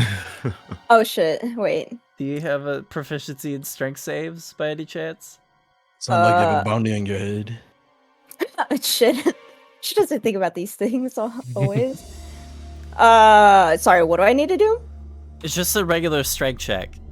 Why'd it go to strength save? I don't know, guys. I think you clicked the strength okay, save. never mind. I see it. Because I'm stupid, yeah. that's why. You can go ahead and re-roll for me then. Because I Okay, think the sorry. modifiers, yeah, it's different. Okay, 12. Okay. Yeah, that'll do it. Your modifier is 1, a +1 to strength, right?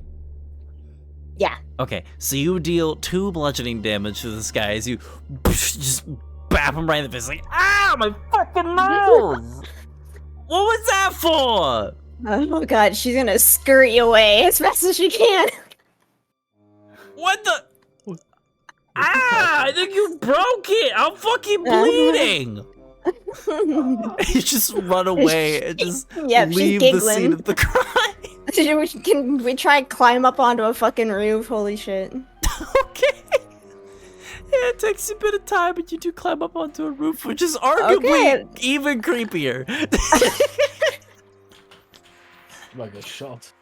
I mean, at least no one would Judging like bother her. up there. Yeah, at least now I won't get weird ass people asking me what I'm doing. That's what you think. So you What, is climb someone up else onto gonna- the roof and like, I'll say, hold on, let me roll for something real quick. He's gonna use like all four like limbs like a cockroach, you know? It's music! It's the stealth playlist. Why does it sound different? I don't know. It's on shuffle. Don't worry about it. Okay. But you go up to one of the rooftops nearby, still watching Justin from afar, and like as you're watching, like another hour or so goes by, and you hear a shout from down beneath you. It's just like, "Oi! Oh my god. What's she doing up there?" She's gonna ignore them. You're gonna pretend she doesn't hear. Excuse me, lady. I don't think you'd be up there. Nope, she's gonna keep pretending. Oi, can you What hear is me? going on? Hello? No way, this is actually happening. Can you roll me like a deception check or something? Oh my god! 23. He's like looking up and like squinting. He's like, "Oh, well, I guess you can't aim me." He just walks away. Must have been the wind. Yeah. Stupidest thing I've ever done. Alright, yeah, and then you continue the rest of your stalking spree unimpeded. Okay, thank god.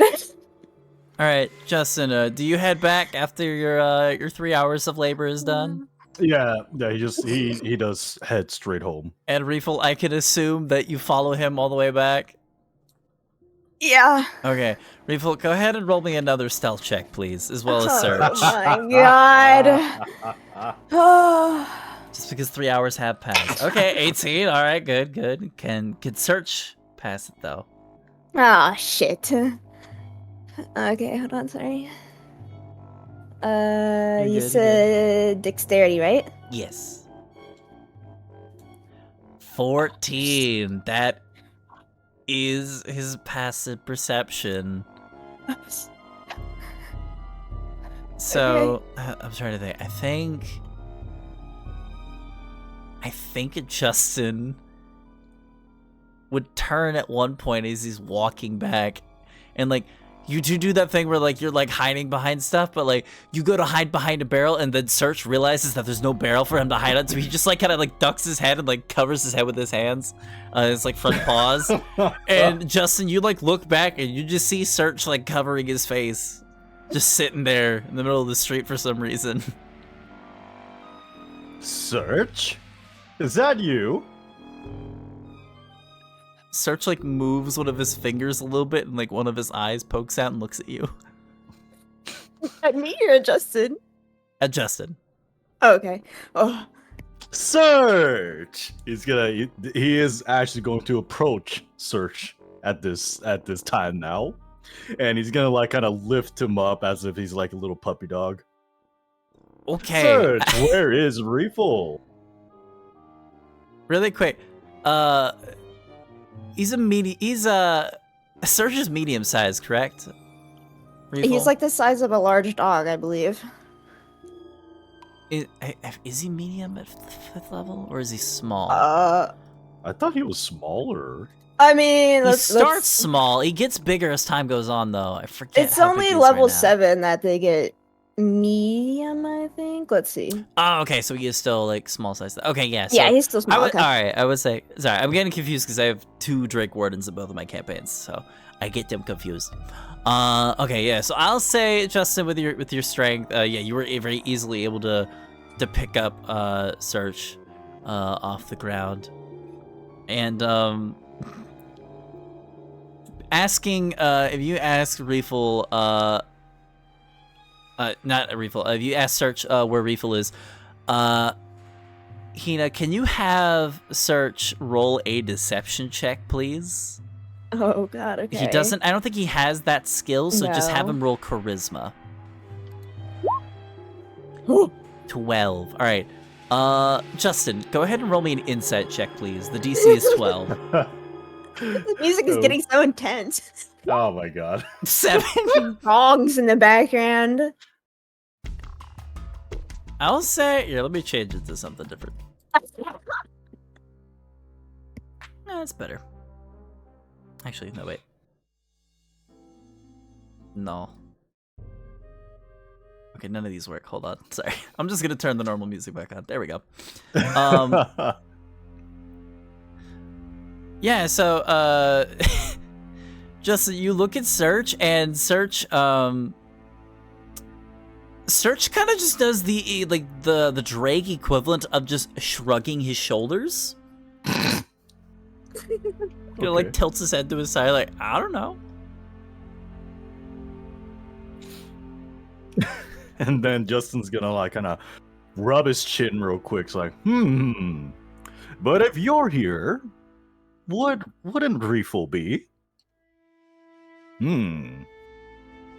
I do not understand how this magic works, but Reefle, but Search, if you are lost, then worry not. I am here, just in time. Come, let us go to the inn and get you a nice bowl of bread.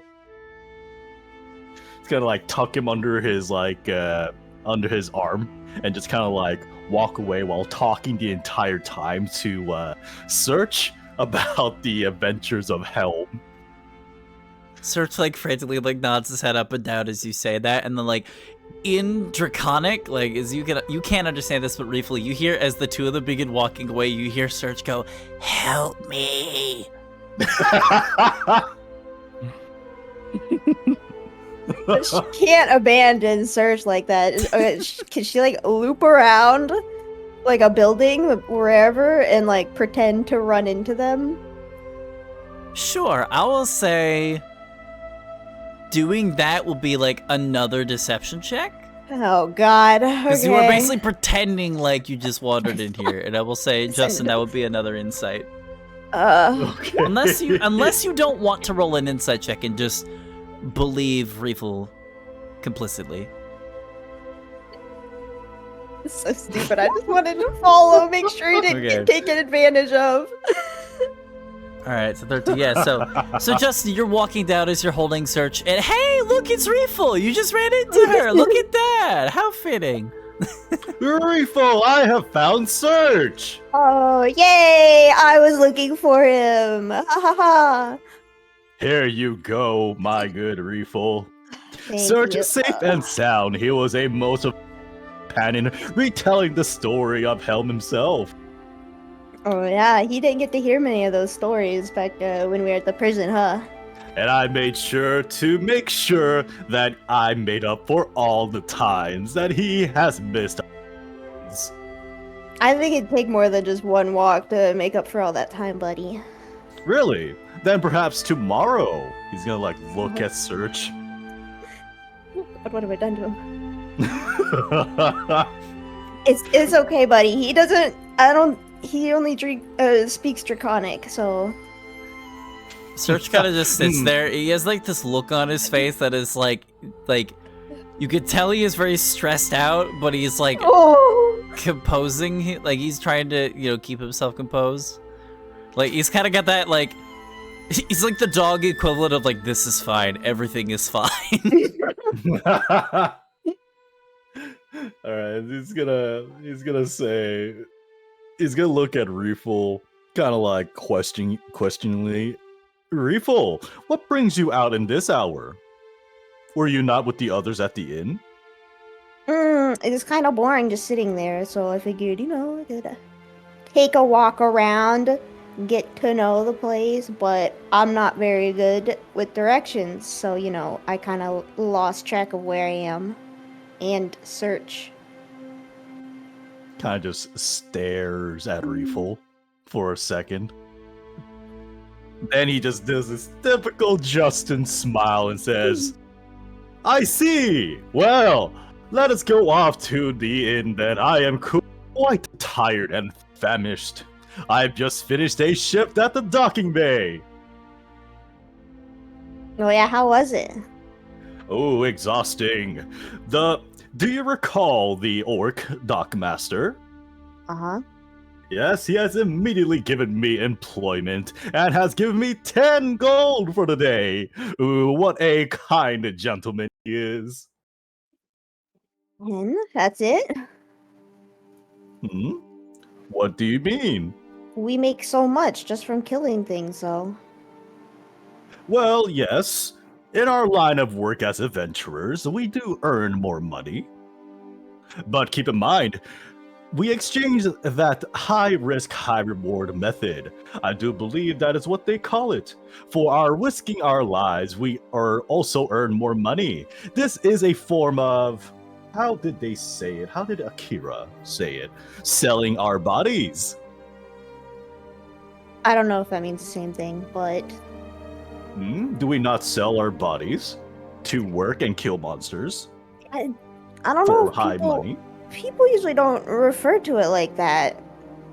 'Cause selling your body usually means like having sex with people.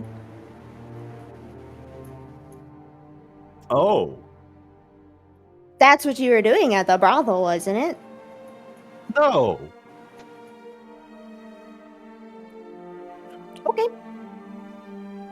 Sure. Well, then, let us return to the inn, and regale you with the story of how I came by to this great town. There you see, first, a little thankful to Helm. And on the way to the inn, he's not going to really talk about anything in particular, just a word of Helm, as per usual. Classic. Alrighty. She'll just listen. All right, so the three of you eventually make your way back to the inn with the rest of the group. Don't have to go too far. Noticing like little bits of like the pink drawing still on the map here. Oh, I thought I deleted it. There's a little bit of it left. It's okay.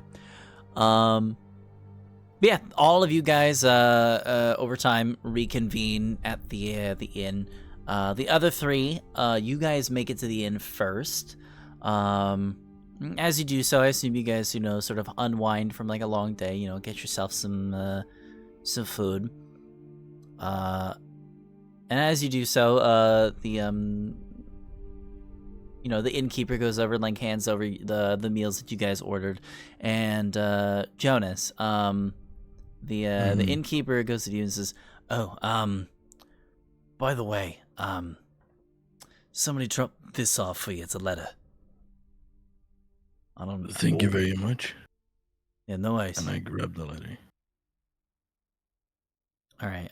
You see an envelope. On the front of it says your name, Jonas, and on the back there is a red wax seal with the symbol of one moment. It is the symbol of House Haran embedded in the wax seal. I'll be right back. Okay. You good? I assume you open the letter. Yeah, when I kind of go to a lone area within the inn, like somewhere in a corner, I got a chair and just kind of just be by myself and open the letter. Okay. You kind of go to a spot and kind of hide in the back when no one's paying attention. You open the letter. It is a short one, handwritten. Looks like it was written in... looks like it was written by Quill. And it says, Okay. and I quote, "I know you're in town. We need to talk.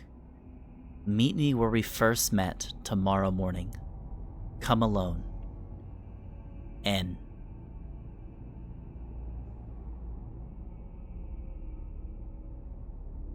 Okay. I will leave that in the Roll20 chat for you. Okay. That is all the letter says. Okay. I like, as I'm like reading the note, my eyes kind of widen open just a little bit.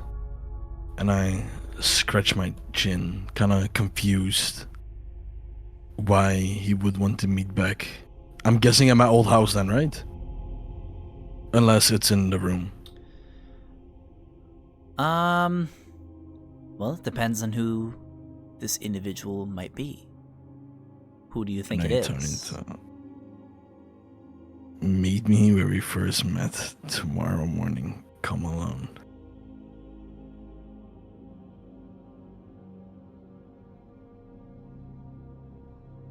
Who did I meet first? Hold on. What was the guy's name that I like told to leave notes here? What was his name again? Oh, the assassin? Yeah. That guy's name was Ashen Dukan. Ashen Dukan, yeah. N. How about this? If you, the player, are not sure what this could be, I can see if your character might know with a history check. Yeah, that would be nice. Let me see right here. Okay. Okay, 9. I will say you are struggling at the moment to sort of figure this out. I will tell you this. I will say Jonas will probably think about it, but I will say he probably will not figure out who this is until the next morning. So you did roll kind of low. Okay. So I will say by the next morning, I will tell you who Jonas thinks this could be. Yeah, I'm thinking myself too, also, just as whatever's going on. Yeah. I kind of just like fold the note back in its like original state, and I put it like between my armor, kind of like hiding it away, and I walk back to Akira and Mari, because I'm assuming we came at the same time. Pause. Yeah. Yeah, Akira and Mari. Yeah, the three of you guys came back at the same time. Okay. Is everything all right, Jonas? I like scratch my head and I'm like, yes, I think so. I just got this strange letter and I'm not sure what to make of it. What's the letter about? Everyone is together, right now, or Not yet. just, this is three of before them? Okay. you guys. You guys have another 3 hours before you come back. So this Gotcha, is before okay. Justin and Reefel got back. Gotcha. Yeah. I kind of like look around me to see if it's like clear, if nobody's next to me before I like take the note back from my armor, and I slowly open it and I show Akira with like a thinking face. Akira reads through it really fast, and then he arches an eyebrow at Jonas and asks, was there someone you were connected to before prison that went by the name of Nathaniel, Nathan, Nick? Any of that ringing the bell, or?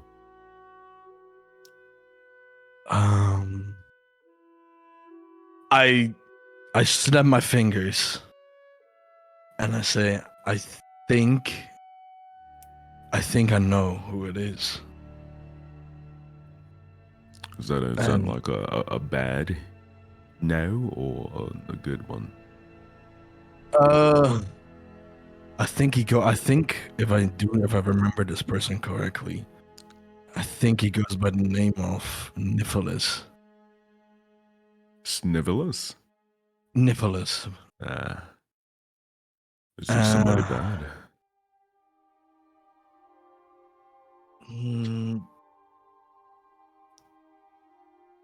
I don't remember correctly. It's all like coming back to me as I'm like looking at this. Well, I think that it's fair to say that considering what happened last time somebody connected to your history found you, it might be a good idea to have some sort of plan going into that meeting. Yeah. Right. That's for sure. Hmm. I like put the note back in its original state and I put it away. Do you know where the location is that you need to go to meet up with this inn fellow? I don't believe so. If there's any place I could think of, it would have to be my home. Or what was left of Well, it, right? what was left of it, yes. Right. Well, did you meet this person at your home? Like, when you first met them, you met them first in your home? I think you'd remember something like that, right? Not just anybody goes to your childhood home as a first meeting. That's true. And I snapped my fingers again. And he has like a panic face kind of right now. And I like look over to Akira and I say, this could also be my ex-wife. Your ex-wife? Yeah, her name is Nevena. But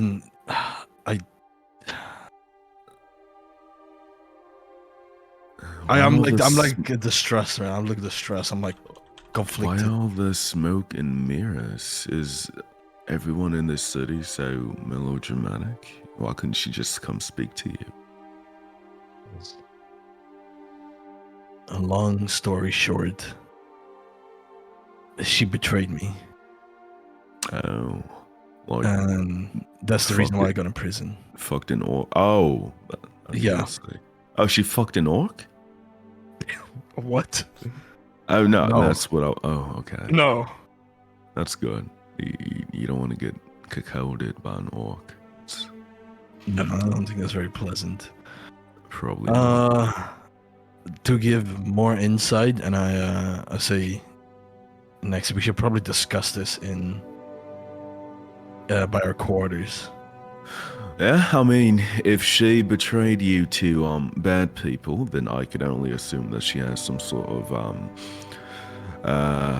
reconnaissance training and you know, all that skullduggery. So we should probably head back up to the room. Maury, are you ready to leave? Yeah, of course. Alrighty. How do you feel about this? Do you trust the widow? Well, semi-widow. Don't trust anyone who has landed anybody in jail, if I'm being honest. But the only person who would know her well enough to judge whether or not this is a good thing is Jonas. Jonas, yes indeed. All right, well, let's head up to the room. Make sure that, you know, the door is locked and we can brainstorm how we're gonna deal with. Wait, now I have 2 dates tomorrow. Fuck. Well, listen, I'm still waiting on some fun with a jar. Okay. Don't forget about Kale too. Oh no. All right, I can make this work. Kira stands up and muttering to himself, he walks upstairs. Yeah. Damn. That's a lot. Okay. He goes into the room. Everybody goes in. Lock, shut door. Boom, boom, boom. Yep. He forces Jonas against the wall. Oh my god. What the fuck? No, all right, so ex-wife, she betrayed you. She's a traitor. Yeah. She says she needs to talk in the morning.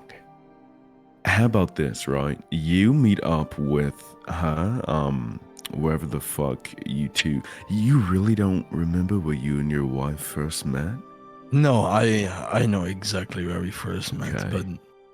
but the thing is, and I like sit down and I go into this like contemplating stance. She is with Omelo, if you remember who that is. Like romantically entwined? No. So do you remember Dukan?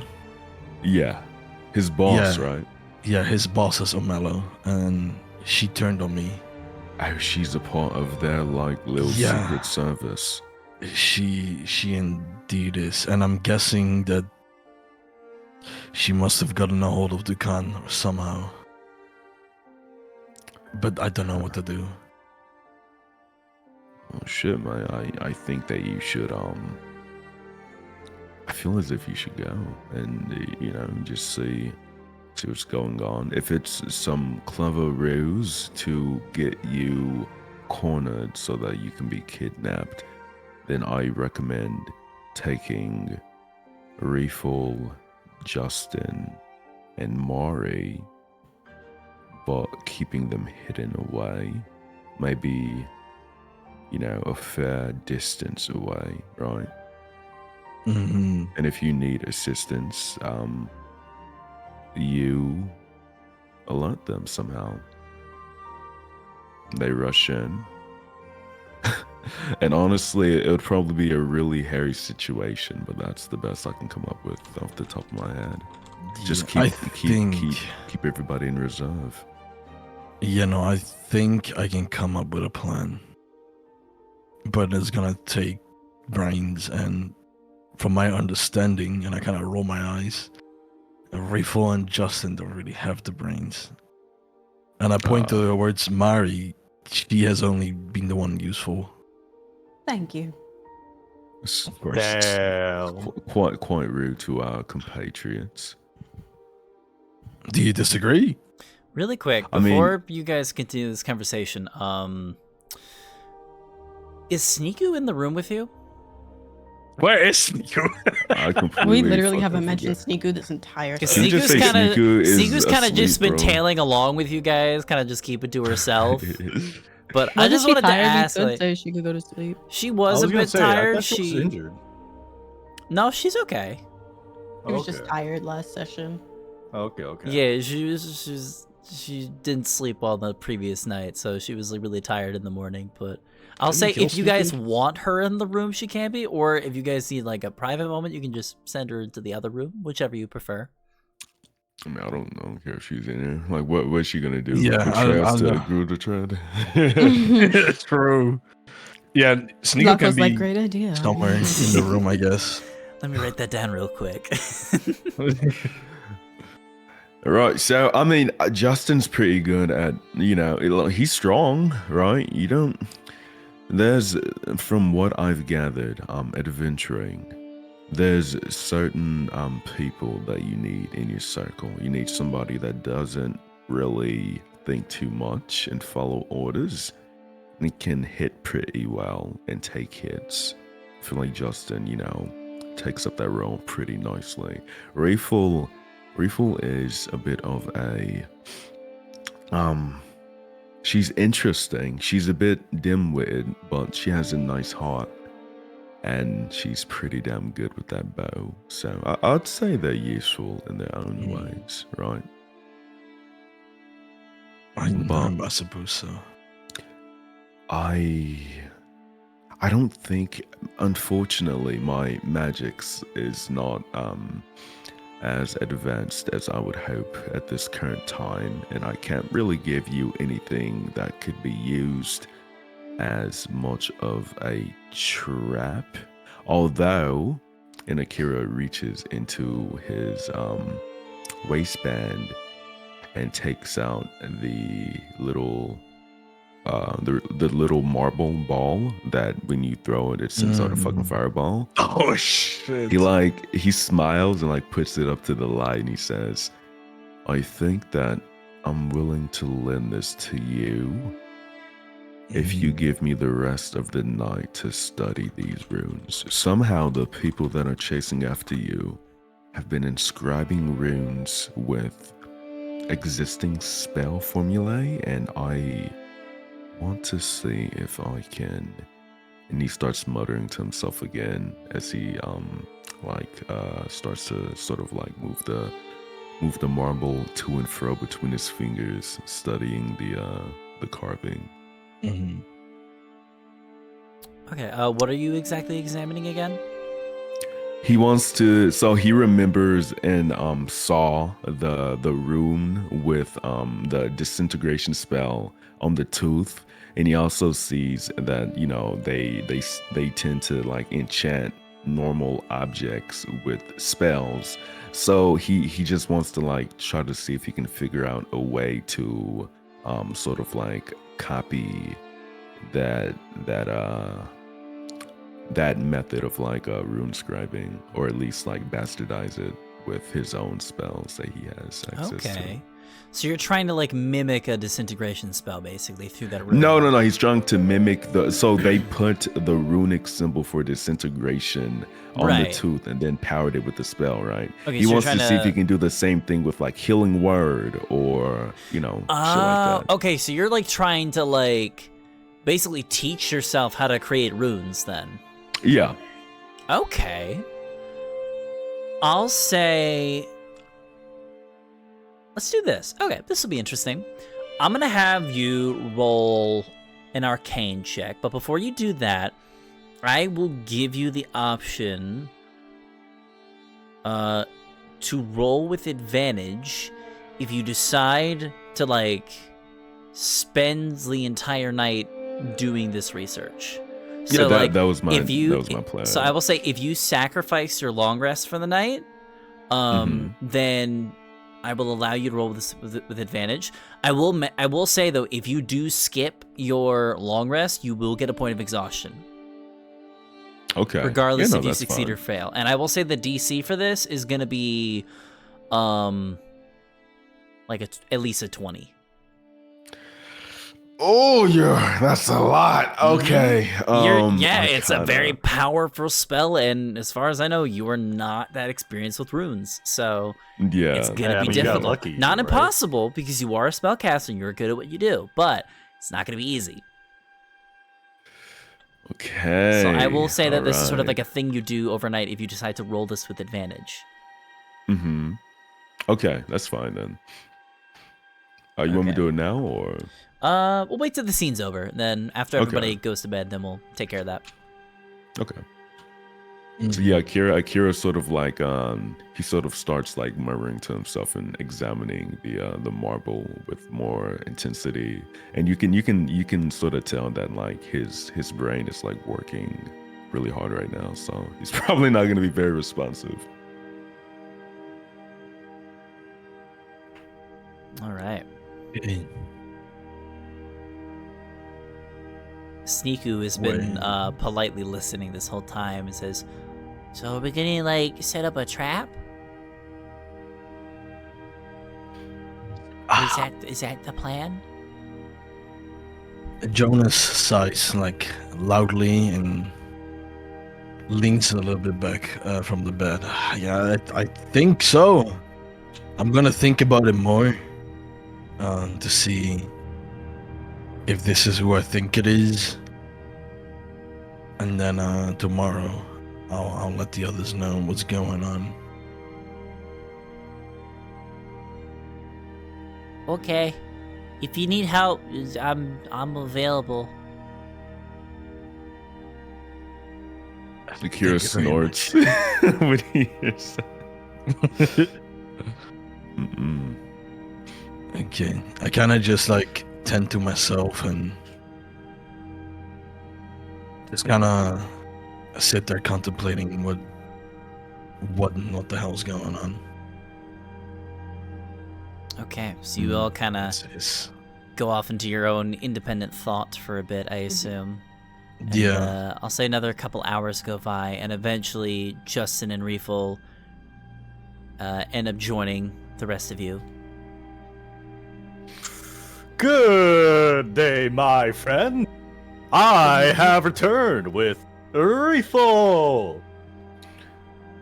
Akira gestures with his hand, like without really looking, and an opaque sort of like an opaque, what's the word?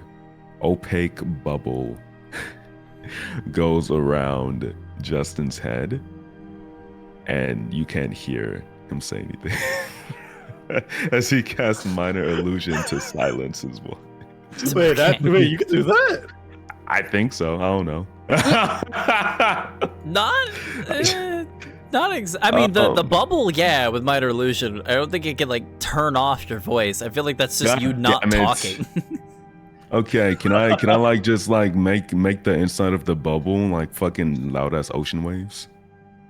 Sure, I will allow that. You kind of mimic like nice like peaceful background noise as you focus.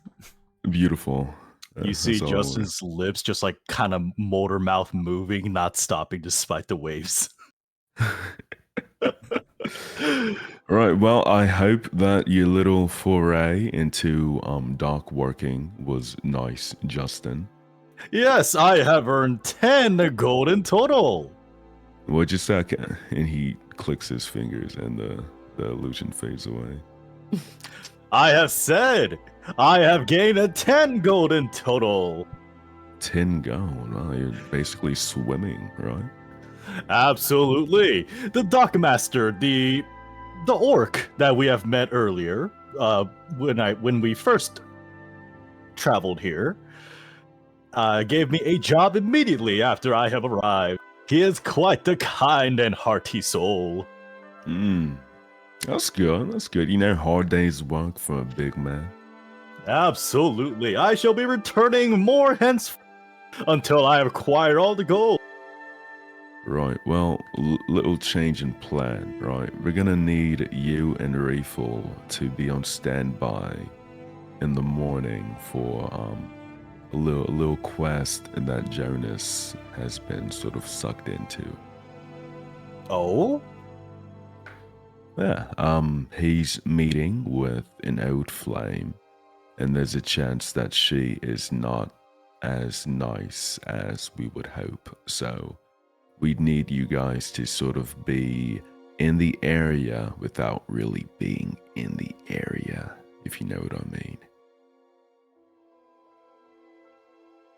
Like Justin's literally imagining Jonas with a like a flame, humanoid flame. You're special. Hmm? Nothing. How do you all feel about that, right? Well, if it is for the party, of course you all take my priority. However, I did promise the dockmaster, so may I at least write him a letter telling him that I will not be appearing for today. I mean, did you tell him a specific time? I said I would be there an hour earlier before the dock opens. Bloody. I mean, yeah, I'd say a no would be very polite of you, indeed. Merrily. Okay, and Akira goes back to his self-study. What are you studying there? Runes, runic magic. Runic magic? Is that not with all the symbols? Yeah. Each symbol means a different thing when it comes to spells and arcane theory, and I'm just trying to make sure that I get it right. Well, did you know that Helm himself has his theories? What? Helm himself has his own unique magic sigil theories. Oh, really? Yes. In fact, his own first and foremost symbol is he's gonna like pull out his he's gonna pull out a gauntlet, that part of his armor set. Or sorry. Yeah. It's gonna be like an eye. There's an eye on on a gauntlet, which is the symbol of Helm. Should I show it or there it is. Here, I'll just put in the chat real quick. This one. It's a silver gauntlet with an eye on it. Kind of looks like Horatia's eye. Oh. Does it instill any sort of magical enchantment upon your armor, or is it only for aesthetic purposes? Well, that is a difficult question to answer, for you see, when we dawn in the might of Helm, the symbol of Helm, his glory comes through us through spiritual enlightenment and faith. So The magic we receive as paladins are directly correlates to our belief in our god Helm. yeah, but you could do all your magic divine shit without wearing the symbol, right? He kind of like thinks about it because he'd never thought about it.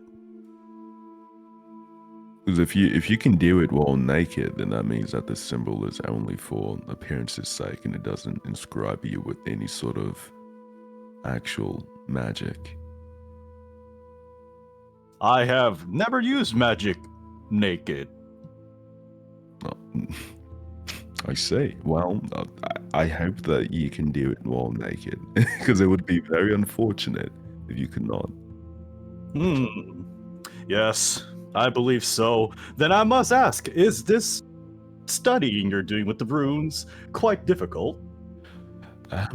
It really is, especially when I have, you screaming in my ear. So if you could give me a little bit of silence, it'll be very, very appreciative. Absolutely, my friend. I shall give you the best silence that I can offer. However, I did wish to offer my assistance perhaps a little bit.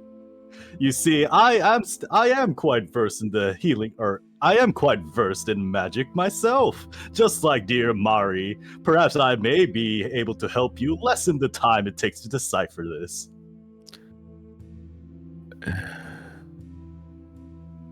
Are you sure? Absolutely. It is for the benefit of our party, no? No, I mean, are you sure you're good with magic, or are you good with divine magic and prayer? Because this is quite different. It involves numbers. I always pray to my god Helm, and I have. Say that again. Did I cut out? Yeah. A little bit. Ah, fucking hell. That is annoying. It's I don't okay. know It's not as much as you would think. It's only okay. like you're like really loud, I think. I gotta fix the threshold on that, but okay. Fuck, what did I say? Oh yeah. I said I am actually I'm quite efficient at prayer. I pray to my god Helm. Hey, and I have the ability of the divine smite, divine sense. Many of my abilities are named after the divine one himself. He looks quite proud of that. That's what I mean. It's not real magic. He's like kind of thinking. Is it not? I mean, maybe it's probably along the lines of sorcerers, right? They have innate magical talents, and they sort of just do things based upon their bloodline, but it's not really the brass and tacks of actual magical calculations and formula. I'd say that paladin magic is probably the same beast. It's based upon your faith. There's no thinking necessary. So I don't think that you could help me with this, unfortunately. Well, if that is the logic, then I do apologize. I could not be more of help, my friend. Oh, it's okay. Your silence is gonna do wonders. Merrily! He's gonna he's gonna like motion with his fingers, just like zipping his lips. Appreciate it, mate. Thumbs up. No, it's not. Yeah, Akira goes back to it. I am, unless otherwise interacted with, I'm gonna say that Akira is gonna be indisposed until the long rest. Alrighty. Does anybody else have anything that they'd like to discuss with other members of the party? No. Justin's just gonna be silent the entire time, even if someone talks to him. He's gonna like do his best to like sign language. All right. Ow. I'll say, unless anybody has anything that they'd like to add, I'll say you guys can wrap up your discussion. You guys begin the process of heading to bed, and I'll say, Kira, we can go ahead and see if you learned a thing or two about rune magic. So I would like you to go ahead, if you're going to spend the entire night working on this, roll this Arcana check with advantage. Okay. All right, let's go, Akira. Give me something good, baby. Okay, that's bad. Okay, give me something good. That's pretty shit. Okay, I'm gonna use my lucky. Okay, you got a luck point. Oh, last chance, please. Oh.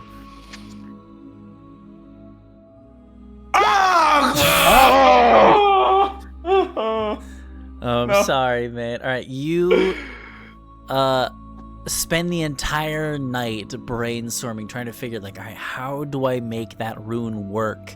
How do I emulate this? How do I do this? And that entire night, you get nothing, unfortunately. Everybody, you all wake up well rested in the next morning, and for the very first time, you guys kind of look over to Akira as you guys are like getting up in the morning, and Akira has bags under his eyes. He looks tired. Oh my god, Akira, you look disgusting. Okay. It's a bit much, don't you think? You know, even in my worst of days, I can still pull more than you, bitch. Damn. Wow. Well, that's surely something. I think he's just a little cranky. Is there something we can do for you? Yeah, a little grumpy boy. He needs a nap. All right. Should I activate this spell, Calm Emotions? No, don't touch me with your troglodyte magic. Worry not, it does not require touch. Jonas, I have stayed up scraping my brain for 8 hours straight, and I could not for the life of me decipher this runic inscription. And Akira hands him the one fireball bead, and he says, "Do not apply any force until you're ready to use it. Throw it, preferably throw it hard at a surface, and it will explode with the force of a fireball." Only for I've last resort. Yes, I've already copied everything that I could see from this in my notes, so I can continue to study it over the next few days, but I am done for now. I need coffee. Thank you very much. Akira stands up, dirt tired, gives Reeful a dirty look. And He's used to it at this point. Jonas gives her a leaves dirty the look room. every time. Slams the door shut. So Akira, because you have a point of exhaustion, I think this is the first time we've dealt with exhaustion, I believe. So I think once with me. when I was getting okay. Yeah, we've had it once before, yeah. Okay. Let's see. You have 1 point of exhaustion, which means that currently, until you get rid of that point, you have disadvantage on ability checks. So basically, anything that involves a skill, you will have disadvantage on. This does not include attacks or saving throws. That is separate. It's just skill checks. Okay. So that's it for now. If you get more points of exhaustion, then more things will be added onto that. But Okay. How do you get rid of exhaustion? So either through I want to say a greater restoration spell or a long rest. Okay. So once you get once you get the opportunity to do like another long rest, you'll be able to get rid of that point. What the fuck, Windows? What did you just do? Sorry. Windows 11 just gave me a notification that apparently Bing is on my computer. Cool. don't care. Was that Thank you, Windows. on my mic? What the heck? Huh? That dog? I don't know what the fuck that was. I have no idea. But just to double check real quick, because I'm not gonna lie, I forgot to put the dates in my shit. He has at nighttime, he has the meeting with the princess, and I think tomorrow he has the date with the fucking prostitute, right? Gotcha. Okay, I didn't write that. I was just first one like down. straighten it up in my mind. Yeah, no, I gotcha. Let me write some of this down real quick, just so I don't forget.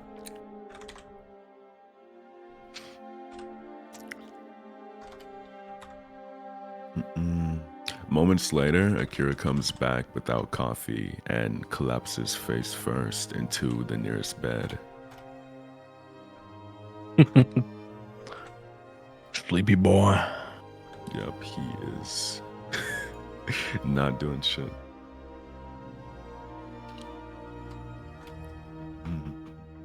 Shh, he is asleep, my friends. He is. Just let him do his thing. Why exactly was he looking for all these runes and sigils? I don't know. I believe that it's the first I've seen him take interest. It's a very... Wait, you weren't there, were you, when the explosion happened? Explosion? Yeah. Don't remember? Nobody told you?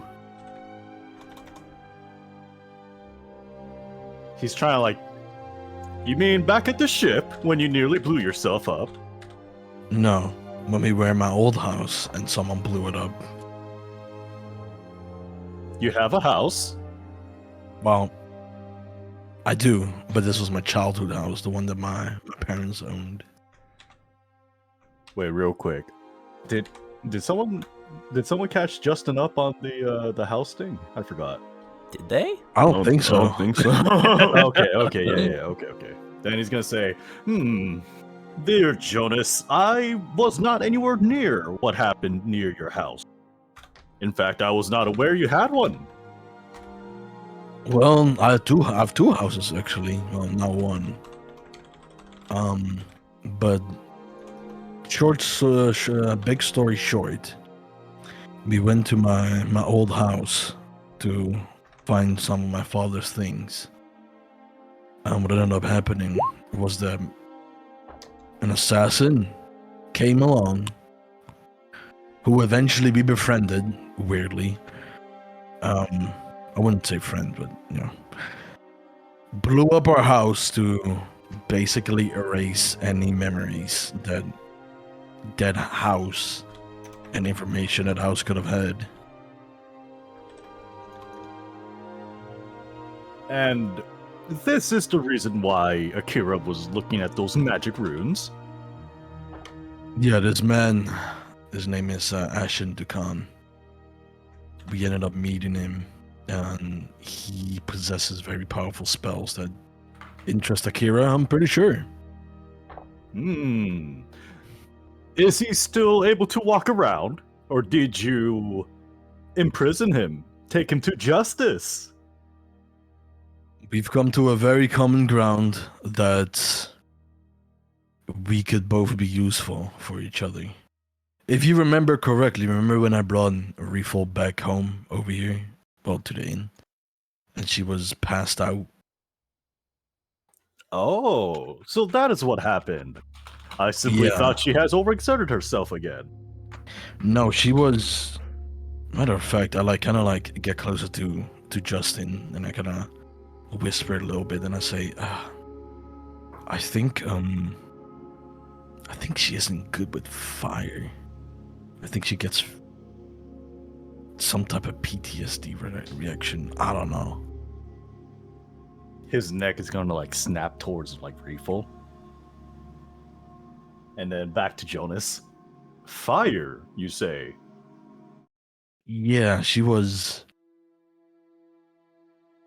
couldn't move or something. There was something going on within her head that I couldn't explain. But I ended up bringing her back here, a little safety for her.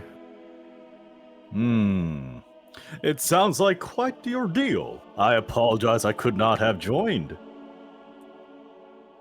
You were working for no reason, so, it's kind of your fault, so, Aha!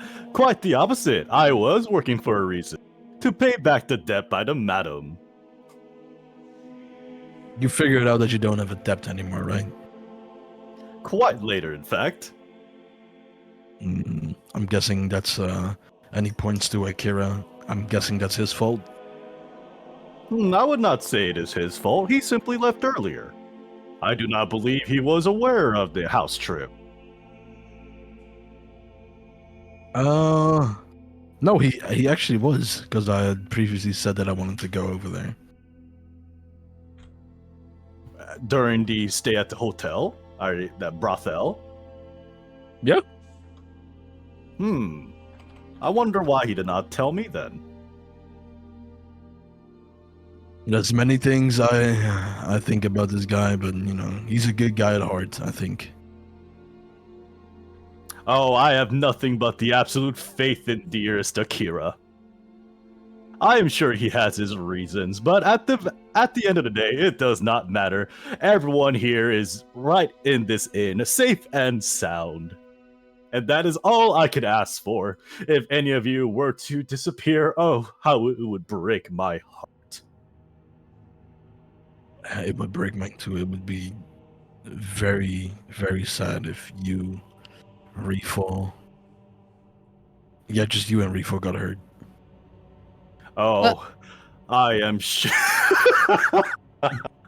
Sorry. Oh, I am sure the sentiment is the same between us all for each other. Of course. But I still do feel slightly guilty and at fault for not being able to be there during the most heightened of crises. By any chance, dear Jonas, is there anything I can do right now to make it up for you? I grab your shoulder and I snap my fingers and I say, yes, you can actually. Oh, how may I be of assistance? Today I am meeting with a fellow that I'm not sure who is at the end of that meeting, but I'm going to assume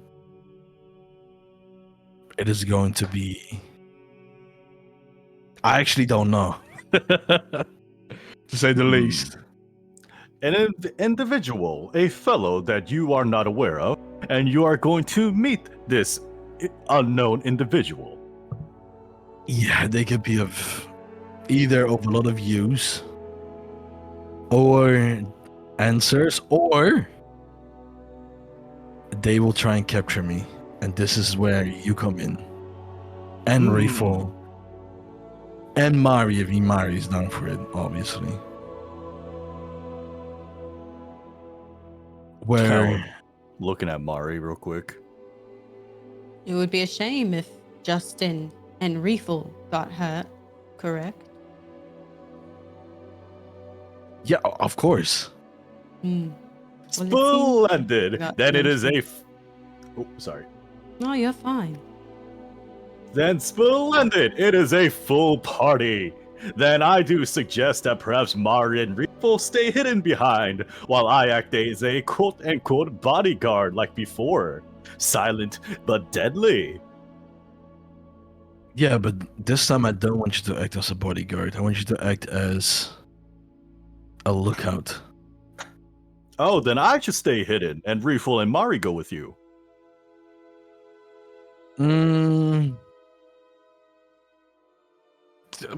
Something like that. And I sign Mari and Reefel if they're, or what, they're not in the room. Oh, they are in the room.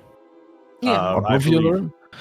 Yeah, I believe only Akira went to his room. Okay. I kind of sign you all together with my fingers, and I'd be like, I need all of y'all's help, actually. And I kind of move away from Justin, so there's space between me and everybody, so I can explain what is going on. I'm gonna keep this very short as of why I need your help, and I hope you can help me. But back in the day, I had a wife. She must have been a lovely individual. Yeah, she was, up until the fact where she went to this guy called Omelo, which Mari and Rifle, you guys know vaguely what type of guy he is from what we've said before. But she ended up betraying me, giving me up to the authorities, and that's how I landed in prison. She was playing both sides, let's say it like that. She was acting as an informant, so she wasn't really my lover in the end of the day. I know, it's bad, but you know, some women are just like that, I guess. And he kind of shrugs. Justin has this like uncomfortable look at his face, like, oh, fucked up.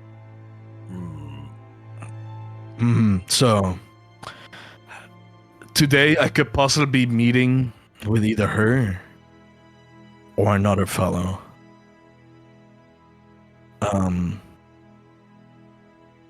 And I need you guys to basically be the backup. So we can go there, and before we head to Set Zone, we're gonna need to find some good places for you guys to possibly help me out. And he kind of gives like a big thumbs up uncomfortably. You guys okay with it? I'm all for helping out, as long as you're not going to go out of your way to incite violence where there might not be any.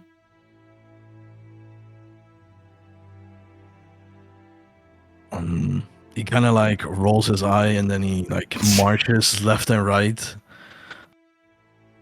Well, if, and he puts like his two fingers in the air like quotation marks, if there's any hostility, you do understand that I'm forced to.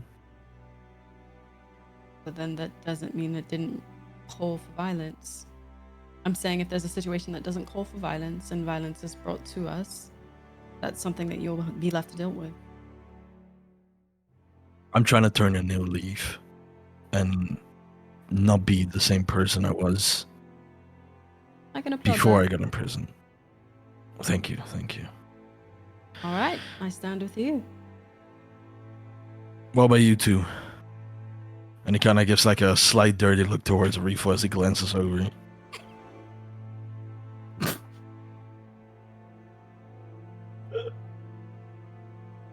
Okay, I'll help.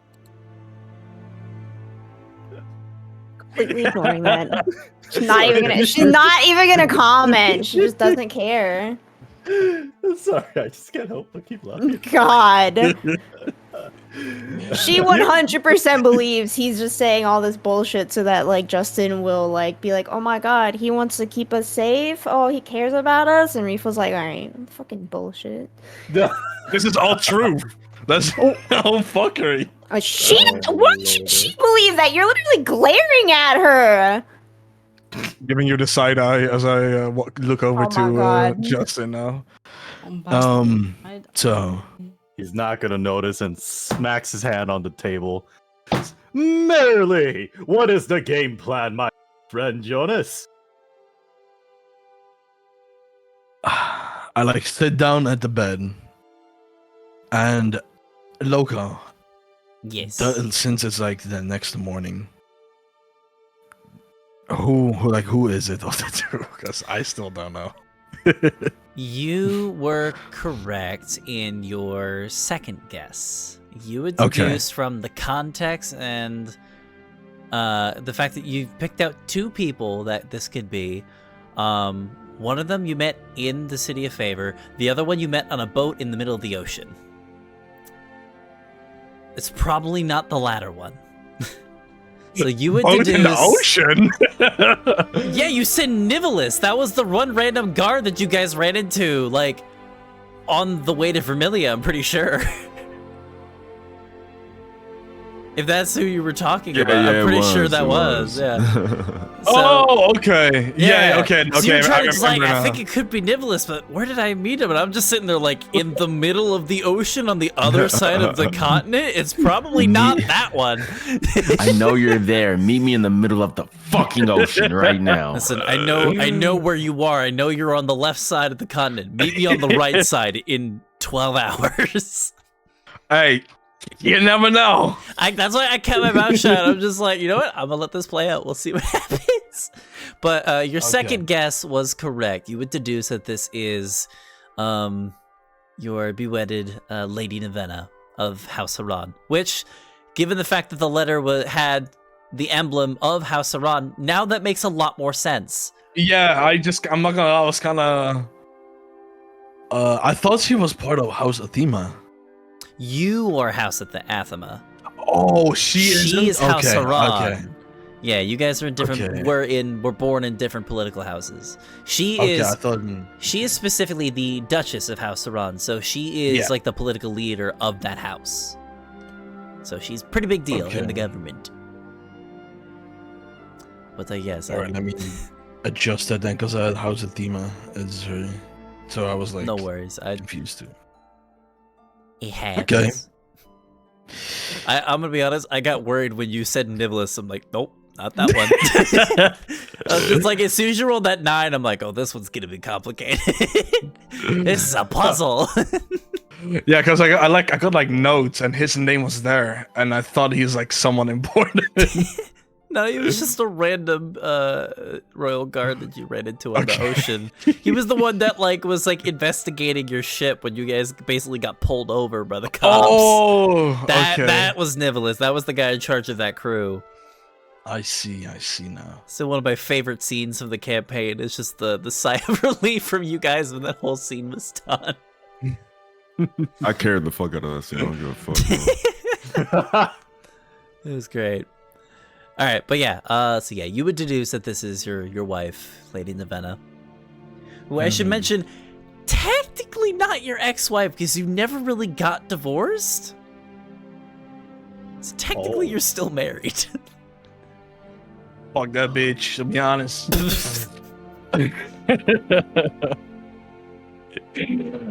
But wait, why did we leave off?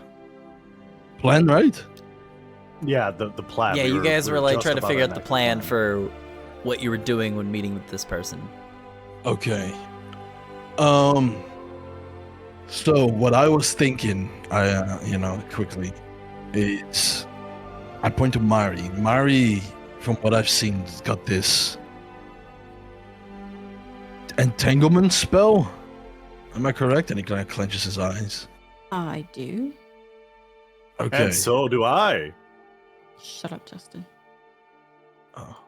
I'm pretty sure that Mari's got a really big area of entanglement things she could do. I'm not sure. But what do you have? I have the spell Hold Person.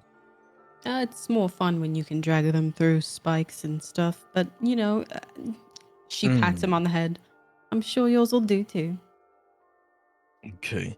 Yeah, so what I had thought of was, since Mari can fly, I would want her on the roof and just prepare the spell, but just be at the ready. And use it as cover and not as a initiating type of thing, because my wife is a part of the assassins that came after me, and we know all how stupidly strong stuff they have. So more as a defensive thing. And then we have Justin. I'd have him be cloaked up and kind of act as a civilian. You can do that, right? Yes, I will go up to the next citizen and ask them how did they get their daily bread? How was the husband? How are the kids? Exactly. But, around random civilians too, so not the person who I'm meeting. And then a refill, and I kind of just look at you strangely. I'm like, oh, what can you do again? Oh, yeah, you had the bow. All right. All right. Yeah. I mean, I'm good at reconnaissance and stuff like that, you know? Hmm. And I'm thinking, Real quick, you guys keep talking. I'm gonna grab some water real quick. I'll be right back. okay, yeah. I also can punch people pretty well. I love that. Yeah, well, you need to be hidden, Hey, Not- okay. not in the midst while everything is know, going on. I'm pretty good at not drawing attention to myself, so I'm sure it'll be fine. Okay. Can you climb Yeah. Like a cockroach. like a cockroach? Yeah. You do remind me a little bit of a cockroach. But besides that, you Ignore know, he that? mumbles that to I'm back. himself. You know, it's Yeah. not too crazy. Uh-huh. How about you sit on the opposite side of where Mari is, Okay. and then Sure. you just look down and just hold and wait. What? What do you guys think about this? So essentially, you just want me to lie in wait and then entangle and capture people. Entangle and we get the fuck out of there type deal. Okay. Yeah.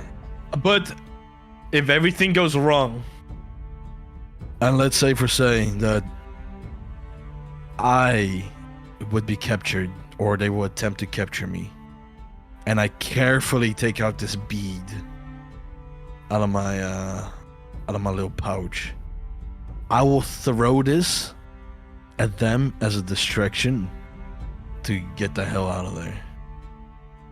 And that will be the biggest sign for you guys to also get out of there. Sounds like a plan. If I do, however, get captured in the end, please come save me. Cut and run. Got it. Good plan, Akira, Marine.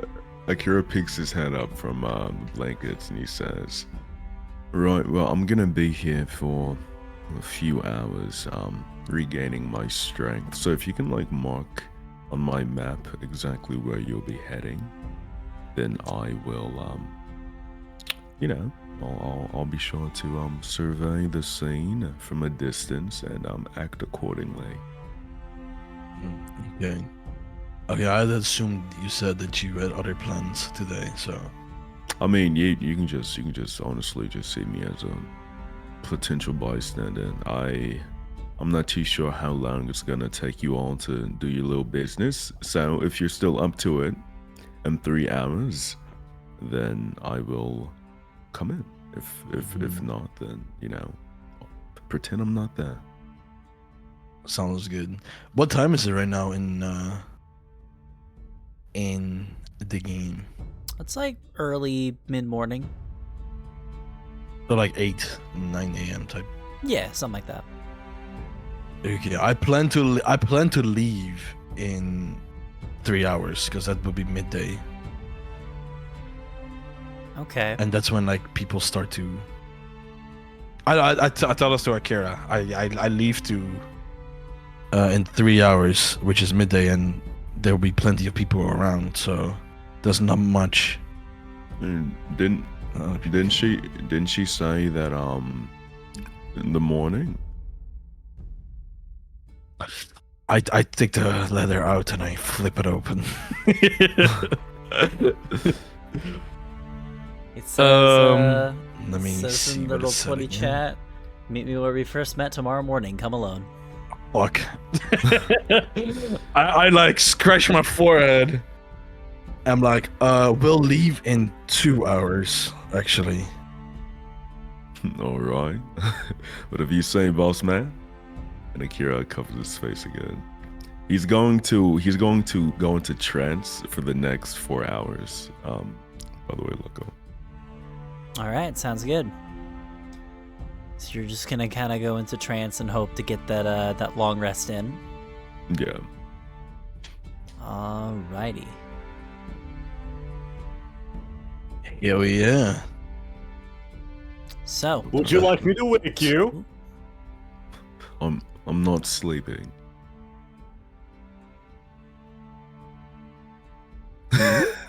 I'm not sleeping. I don't need to sleep. I'm a kitsune. How does that work? Does not every living being need to sleep? I'm not going to go into biology with you right now, Justin. It's not really the time. But I'll tell you another day. How about that? Merely, I look forward to this education. It's because I got a big penis. His eyes are like wandering up in the ceiling. He's like wondering. He's like, huh? Alright. Well, be sure to mark the area on the map, please, Jonas, and I'll see you all there if you're not dead or kidnapped somewhere with your organs missing from your torso. I like wink. Nice. Let's see. Okay. So, I will say... I want to say... I'm trying to remember where this location would have been.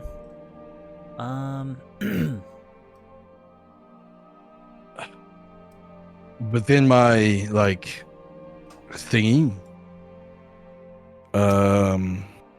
Jonas would have met her somewhere near, somewhere in like a market type of area. Okay. So I'll say you two actually met, I'll say you guys met actually close by, close to the Grand Bazaar. So you actually went to a smaller market. I'd say probably around here, like this nice opening area here. So not too far from Ditch Cross, but you guys all make your way over there. Jonas, when do you start walking alone, or do you at all? I will not be walking alone up until we're like close to it, and then from there I would be given instructions. Okay, so I'll say you as a group, you guys get over to that section of town, and you walk down the street, and you get to like the corner where you remember that there was a clearing where you first ran into Nevada for the very first time, and you think to yourself like, okay, this area's gotta be it. So I don't want to ruin the moment, but I've really been holding my pee. Okay, do we want to take a quick break then? Gotta go to the toilet. Yeah, sure. I know, we've been like really, I was gonna take it earlier, but I know you guys were really into it, so I don't want to stop. Yeah, we can go ahead and take a quick break then. Okay, no, I'll be right back. So yeah, no worries. I'll probably actually run out to go bathroom as well, so let me do that. Alright, So yeah, we'll go ahead and take a quick 5-minute break, everybody. We'll be back. Everybody, I'd recommend everybody in the chat as well. Go, take a little bathroom break if you need. Grab some water, stay hydrated, all that good stuff. In the meantime, I just want to say thank you to Ren, aka Yuriko, and Tordao. If you guys are still here for the follows, welcome to the archives. I appreciate you guys being here. But yeah, I'm also gonna run to the bathroom, and we'll be right back with the game. I'm gonna crank my AC because it is hot in my room. I will be right back.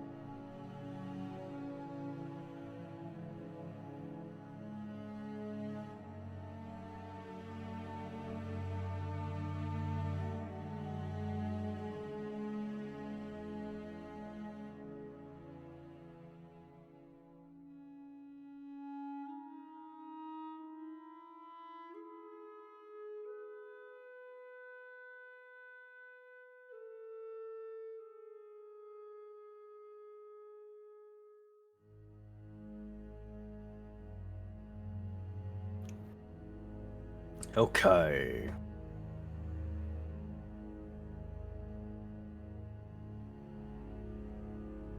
I'm back. Welcome back, everybody, Yeah. to another episode. I'm kidding. Woo! This is our stream now. Like a Taking young over. player. Oh, yeah, hell yeah, I'll do that. Oh! Yeah, no, sorry, Locko, you're just DM. Damn.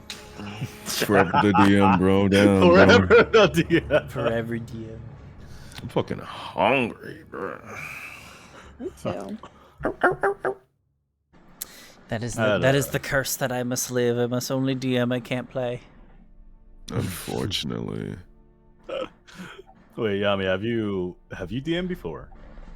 Oh yeah, a little bit.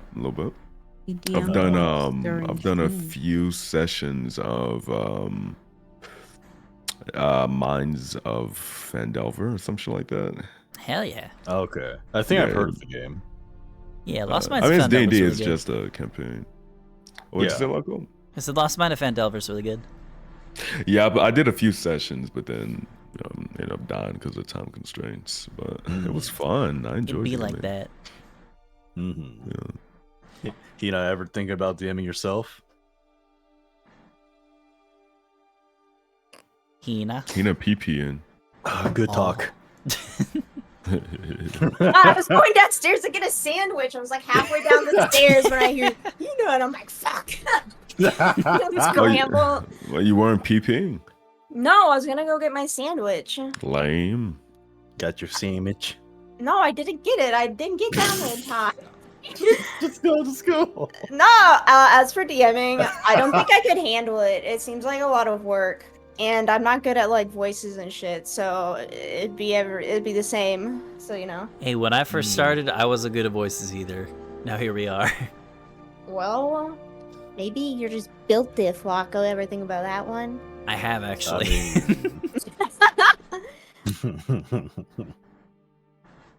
You love a Honestly. conflict king. Yeah. I think Yami might understand me, but like the worst part of DMing for me was just like doing woman or kids voices. I just felt super self-conscious. No, I It's had hard, no man. self-conscious issues, bro. I was in the bitch like, hi. You know what I mean? Is that I'm- what women sound like to you? You think I can do an accurate woman's voice with my voice, bro? No, I wish I could. I wish I could. I do Yummy. Omegle trolling videos. Everything is possible when you believe. Oh yeah, you're right. Yeah. You're right. Yeah, Mara do you could mean? taught me listen that. let me listen to Hina more often, bro. Listen here, Coach buddy. here. What's in here, buddy? Mm. All right, are we all back? Sandwich. Oh, you're getting your Uh, sandwich. Bro, go get your sandwich. Hey, go think- do that. I We have think time. me and Shinny's not never left. here yet. I never left. Oh, okay. Then I think Shin's still taking his time. He needed to pee. That's a long ass piss. Yeah.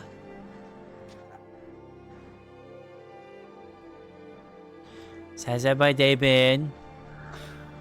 Pretty good. Pretty good. Just been Good. chilling, you know how it is.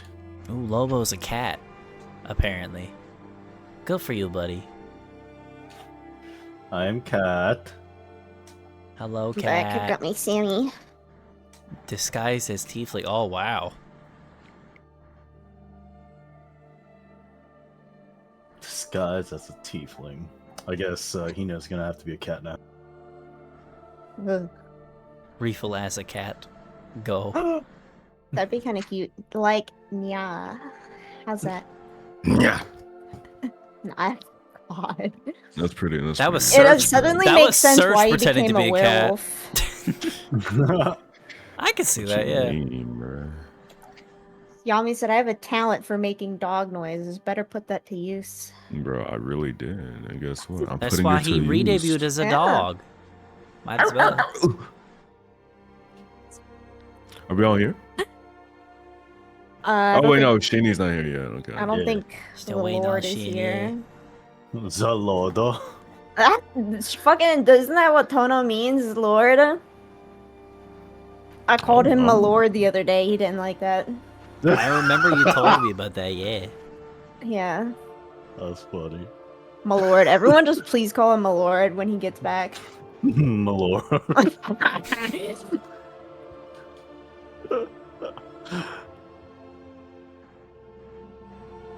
And now we wait.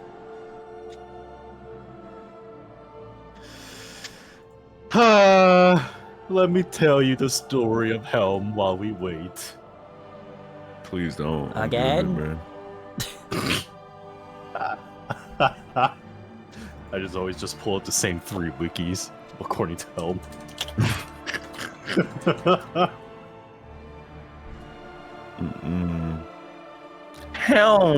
Helm, save me! Helm, protect me. I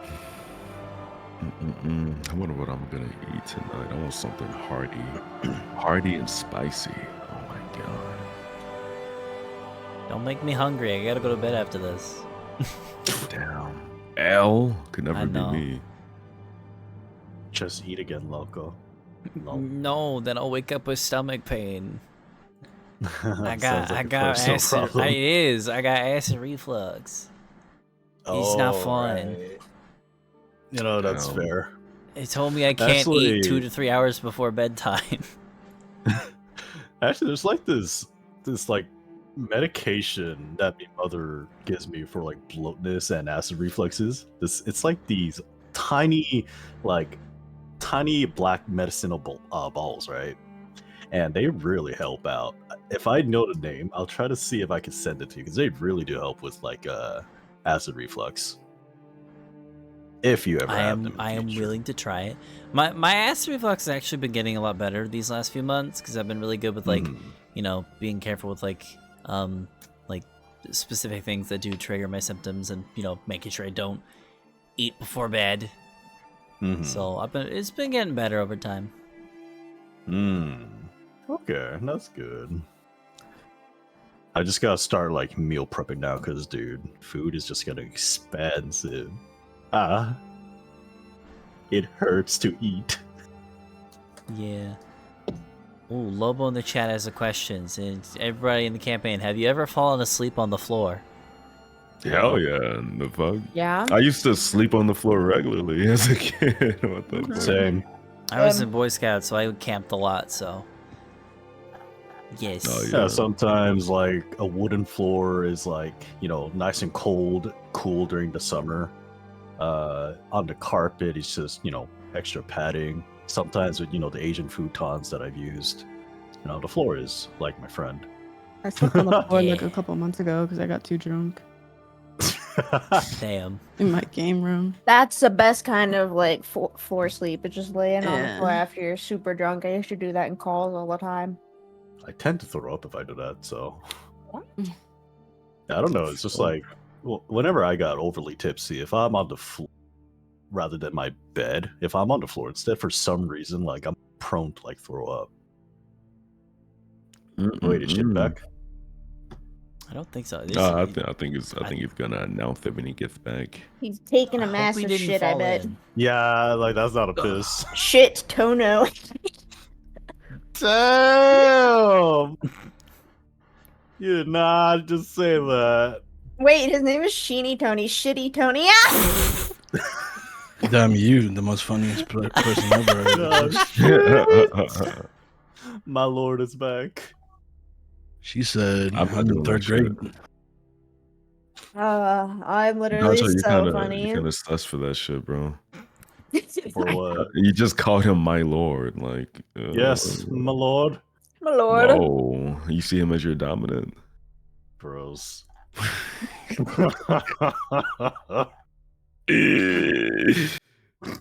Okay, well, the entire party is done now. I don't like where this is carrying. Jesus. All right. Are we all ready to go? Yup. All right, then. Born ready. Let's A bit eating. jump back into it. So, Jonas, you and the rest of the group make your way over towards said clearing, like we were talking about before, and you guys stop to discuss what the plan is going to be right before you get over there. Mm-hmm. Hold on. All right. So I gotta like scout out the area, and I kind of like point towards like one end of the bazaar and the other end of the bazaar, and I like look back to Marian, Rifo, and I'll be like, I think those two places are perfect.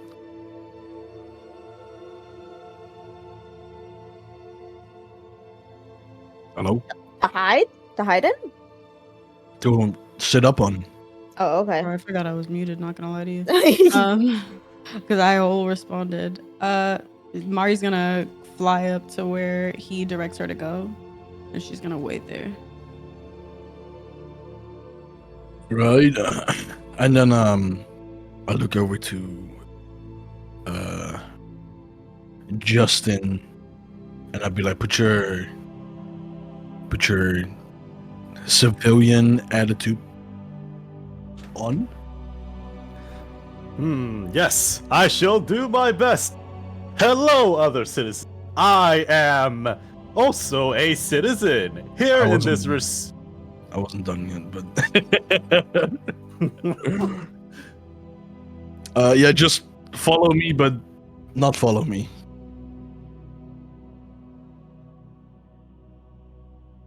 Yeah. Steam is coming out of his ears. All right. Well, I make my way, just kind of slowly looking around, kind of getting a feel. He's very nervous. His heart is like beating so fast that his like entire body is just like pulsating of like fear, almost. And he just steps to the bazaar. Okay, so just so I'm getting all the information correct, everybody else is sort of hiding in the background. Justin is hiding in plain sight. Yeah. Yes. And but Jonas, he you're did on the take off way. his chainmail though to sort of, blend in a little more. So you are not wearing your armor then currently? Yes. Would you have brought your weapons with you? No. Alright. Next question. Because I know that I would say Justin would be smart enough that, if something does go wrong, he would need to be prepared. So would you say that Justin probably left a weapon or so with another party member? The only person that would have been available was Kira. Do you think you would have left your weapons with Akira then? I guess it would kind of depend on the planning. Like, Justin would legitimately leave everything behind. Just so, like, he could get into the zone of the citizens as much as possible. Alright. I will say, what is your dexterity modifier? Side question. It is 0. Okay. So, if combat ensues, your AC is going to be 10. Just remember that. Only if. It's 12, actually. It's 12? Nope, never mind. I lied. I have no shield as well. Yeah, I was gonna say, like, you're gonna be all civilian clothes, but you have a shield for some reason. Gotta leave that behind, too. Alright, but do you think... Say something. Do you think you would have... Surely his party would notice that he's leaving. Yeah, does anybody say anything to Justin before this all goes down?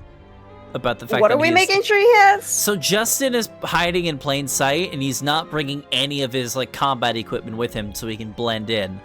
I'm saying that Justin, being the paladin that he is, may remember to like leave one of his weapons or like his like sword and shield with another member of the party in case a fight goes down. Because if a fight does happen, Justin will not be armed and have no way to defend himself.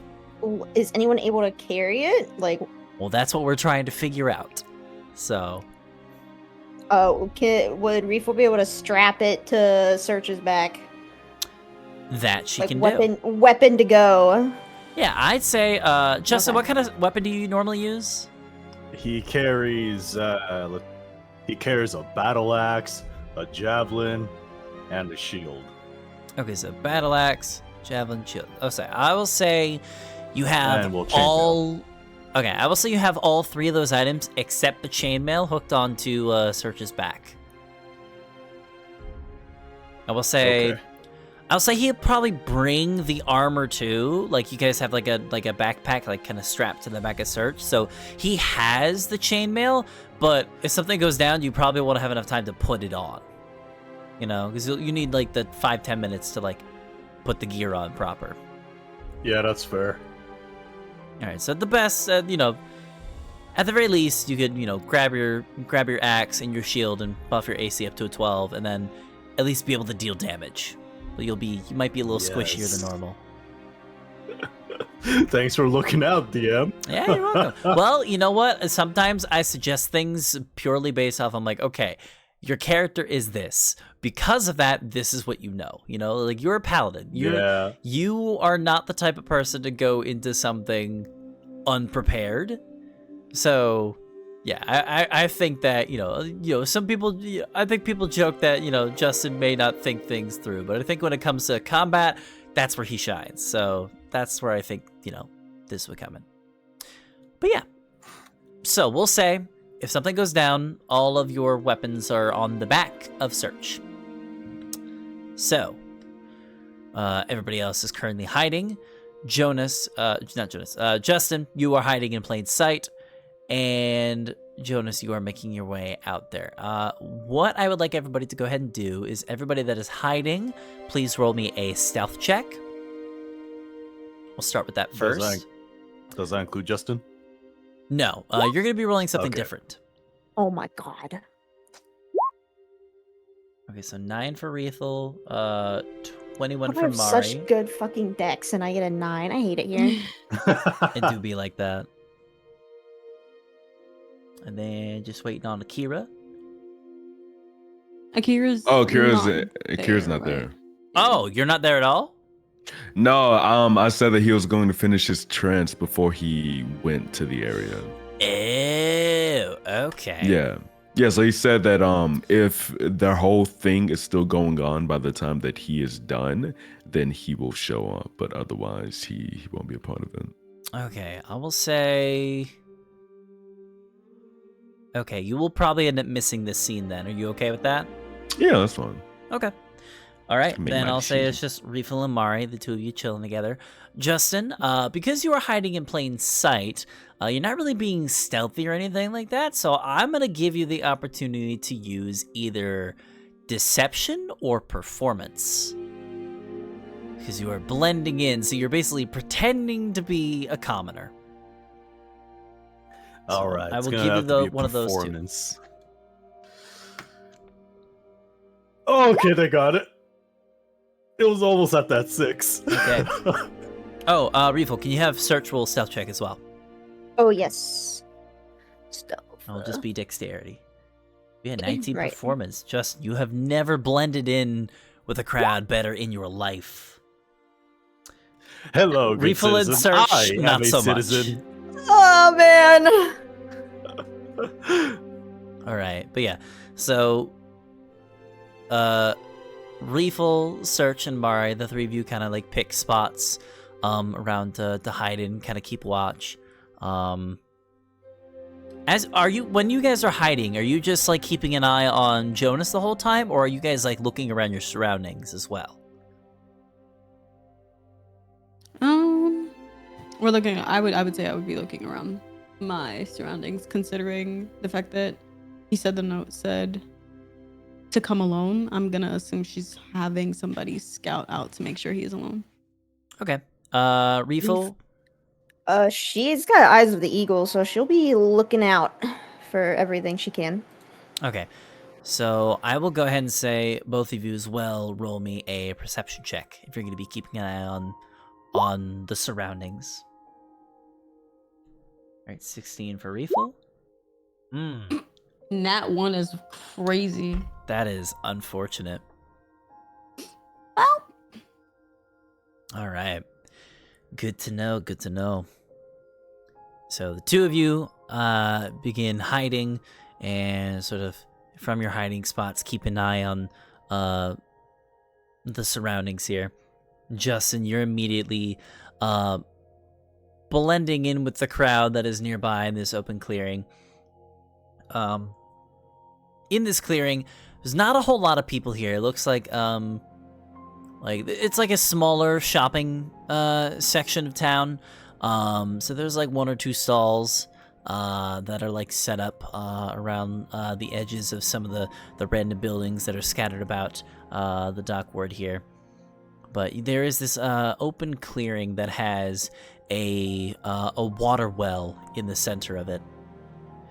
And you remember this clearing to be where you, Jonas, where you met Nevena for the first time. And sitting on the edge of this well is a very elegant-looking woman.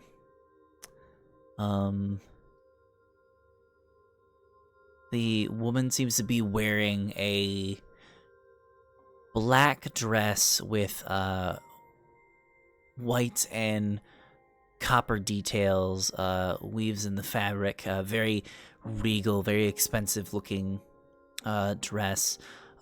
She has a cloak around her shoulders that go down towards her ankles. It seems to be like the color of like a very dark, almost midnight purple. And she wears a matching midnight purple sun hat with a veil that covers over her face. You can't see her face from here, but you recognize the outfit and you recognize her posture and the way she holds herself as she is sort of resting on this well, one leg crossed over the other with her hands sort of pressed in her lap, sort of looking around, keeping an eye on her surroundings. And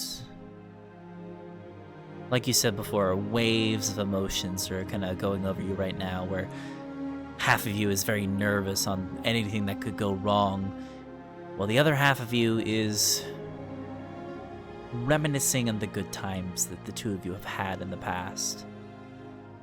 You feel conflicted.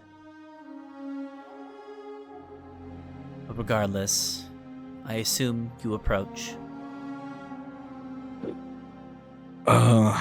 Jonas would just make a very, like, to himself, like, loud swallowing sound. Like, okay, well, this is the time where it's time to face old shadows.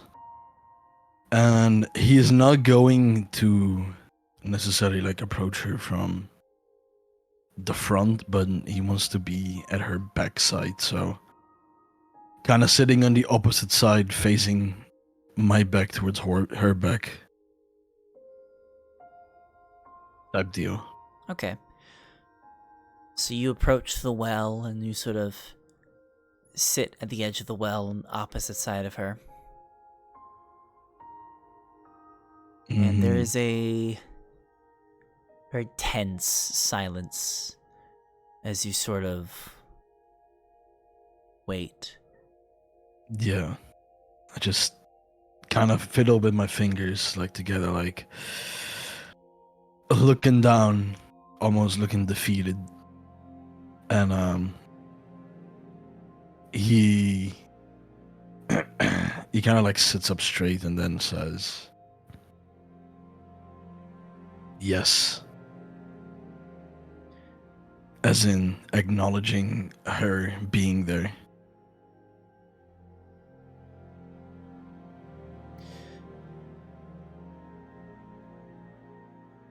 Without even saying anything, you hear the sound of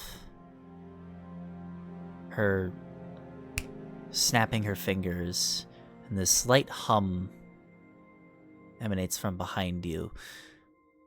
You recognize it, as it's something that she does very often, especially when she is going to meetings. She has casted the spell See Invisibility. You have a feeling that she's looking around to see if you two are being watched. Then she snaps her fingers again. The spell ends. And she says, "Darling, before we discuss anything, I need you to put this on." And she reaches across the well and holds her hand out towards you. Not turning to face you, just handing something over in your direction. I don't say anything, and I just like grab whatever she got in her hands and I look at it. She hands Do my you face. what looks to be an amulet. A necklace of some kind. A very ornate in nature. Looks to have a almost amber symbol in the middle that kind of reminiscence. It's very reminiscent of that of an eye. It's like an amber amulet with a small red ruby in the center. Put on the amulet and please attune to it. Would I recognize this as something, or is this just completely unknown to me? I'll say roll an Arcana check with advantage. Okay.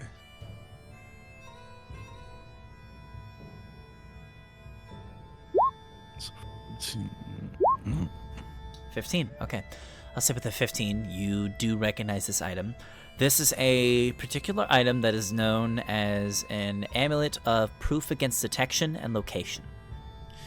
This is an amulet where once you attune to it, you cannot be targeted by magical scrying sensors or any other types of divination magic. In other words, you cannot be magically spied upon while wearing that necklace. Hey. Okay, I let out a deep sigh, and I put this necklace on, and I talk as loud as she can probably hear it, and I say, "Well, what would you have me do now?"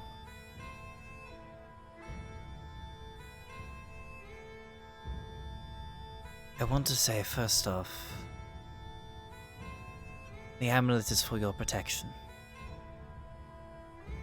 I have much to explain to you,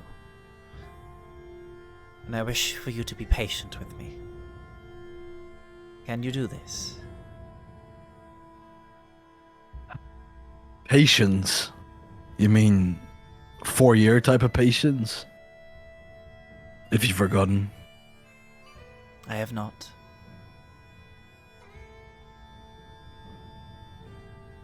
So what is this for? I'm trying to help you. Why? Why now? I have always been trying to protect you. I'm the reason why you're still alive. If Omelo had his way, you'd be 6 feet underground at the moment. I clench my fist very, very tightly, almost to the point where it's like shaking. And I slightly look over and I tell her very cockily, well, if I wanted Omelo dead, might he be dead already too? I find that hard to believe.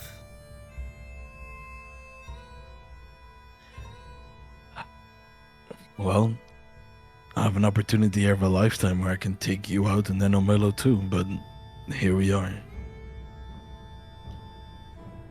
You have no need. I want Omelo dead just as much as you do. Which is why I ask you to be patient and listen to what I have to say. We don't have much time. Well, spit it out. I'm losing my patience.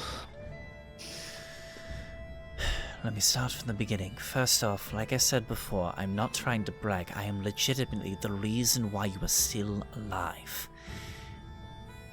When you decided to break into his estate that one day and tried to take him out, you went in brash and you went in too hot-headedly.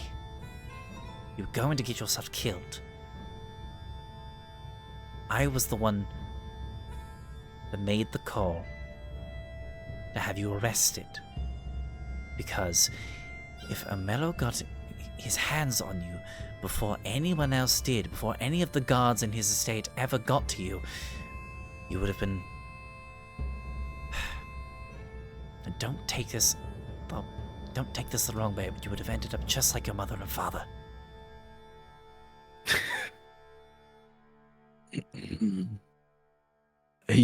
Jonas stands up and he faces her and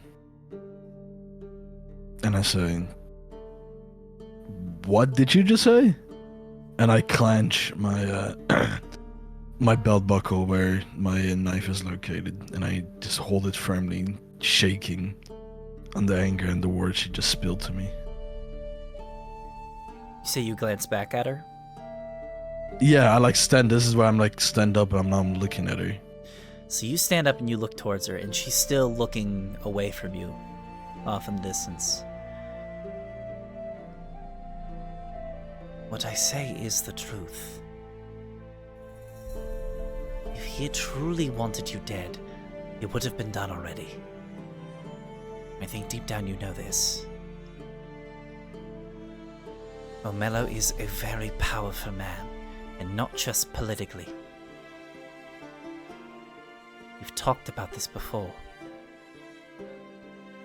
You need to take your time.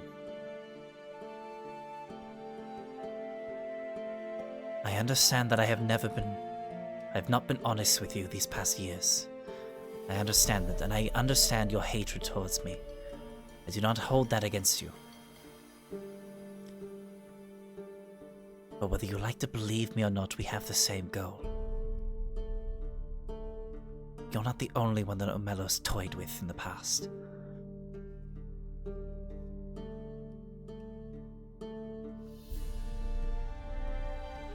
Jonas sits back down and faces the other way he's been facing. And he kind of just starts looking down again, and he says, "So, what? I'm just supposed to forget the time you've taken from me, the loved ones that he has killed in cold blood, and you expect me to believe you of all people, the woman of my quote-unquote dreams." I do expect you to believe. I do not expect you to forget. I'm not a fool. I lied to you, yes.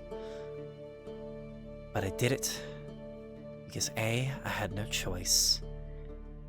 B, when it came down to it, I wanted to protect you.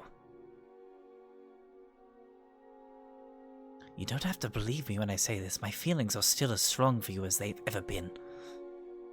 It's the reason why I'm here now. It's the reason why I protected you back then. I was tasked with staying close to you. I was tasked with keeping an eye on you. I was never told to marry you.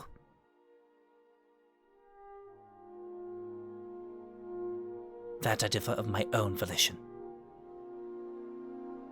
Because I do care for you. I do love you.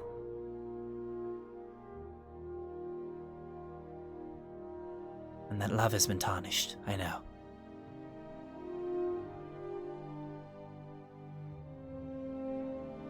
It's something that I do plan on repairing, if you will allow it.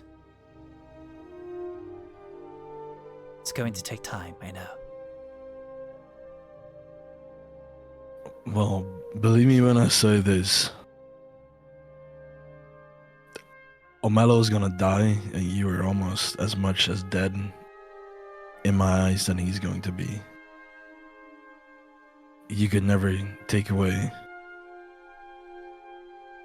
any of the things you've done and have put me through.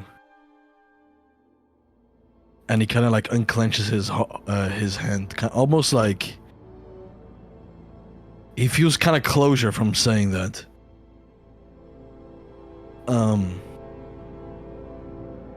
And he lets out a big sigh, and he says, "Why are we meeting here today? What do you want from me?"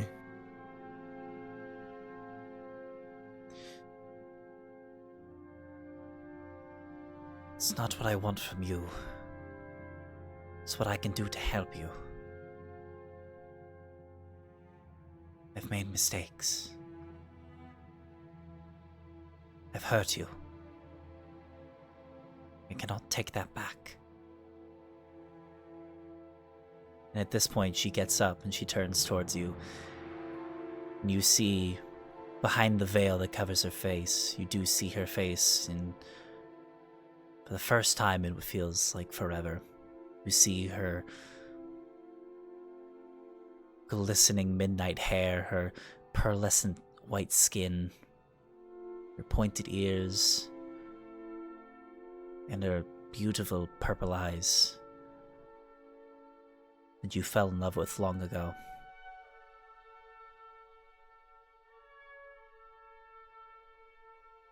Like I said before, we want the same things. I've made mistakes and I want to fix them. I want to make them right again.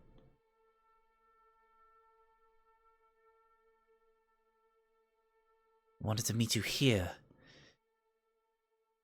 mainly to give you that, the amulet. Omelo is watching. You have escaped from his clutches multiple times before. The next time Omelo gets his hands on you, your safety is not guaranteed. The next time that you encounter Omelo, I fear that it is going to be the death of one of you.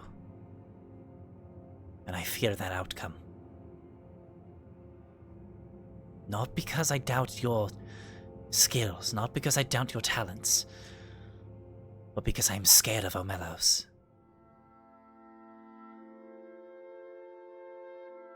I have worked beside him for decades. I know what he's capable of.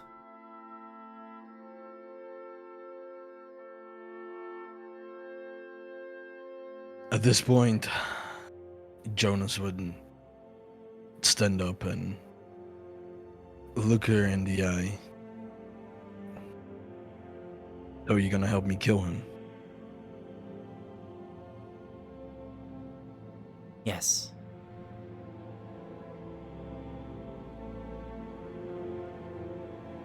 Well, if your use is beneficial to me, and you're determined to help me because you feel pity for me, I don't think you should have ever come and see me.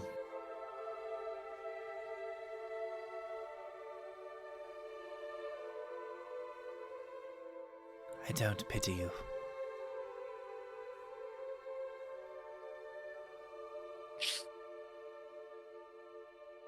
He lets out a deep sigh and kind of like takes like a half step away from her. And he says, I think for now we've talked more than enough and we need to switch locations. Because I'm sure that previously, before me coming here, I'm sure I was being looked at. And I don't want no funny business going on over here. Or I'll call everybody when I kill me. So unless you can get me closer to my goal, I don't trust you. So as long as you don't show me what I need, I won't show you what I can do.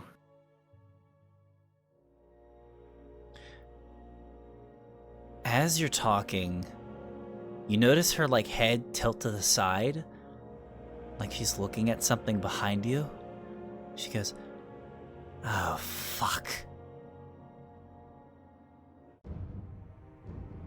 And if you glance behind you, you will see 5 heavily armed individuals begin to approach you.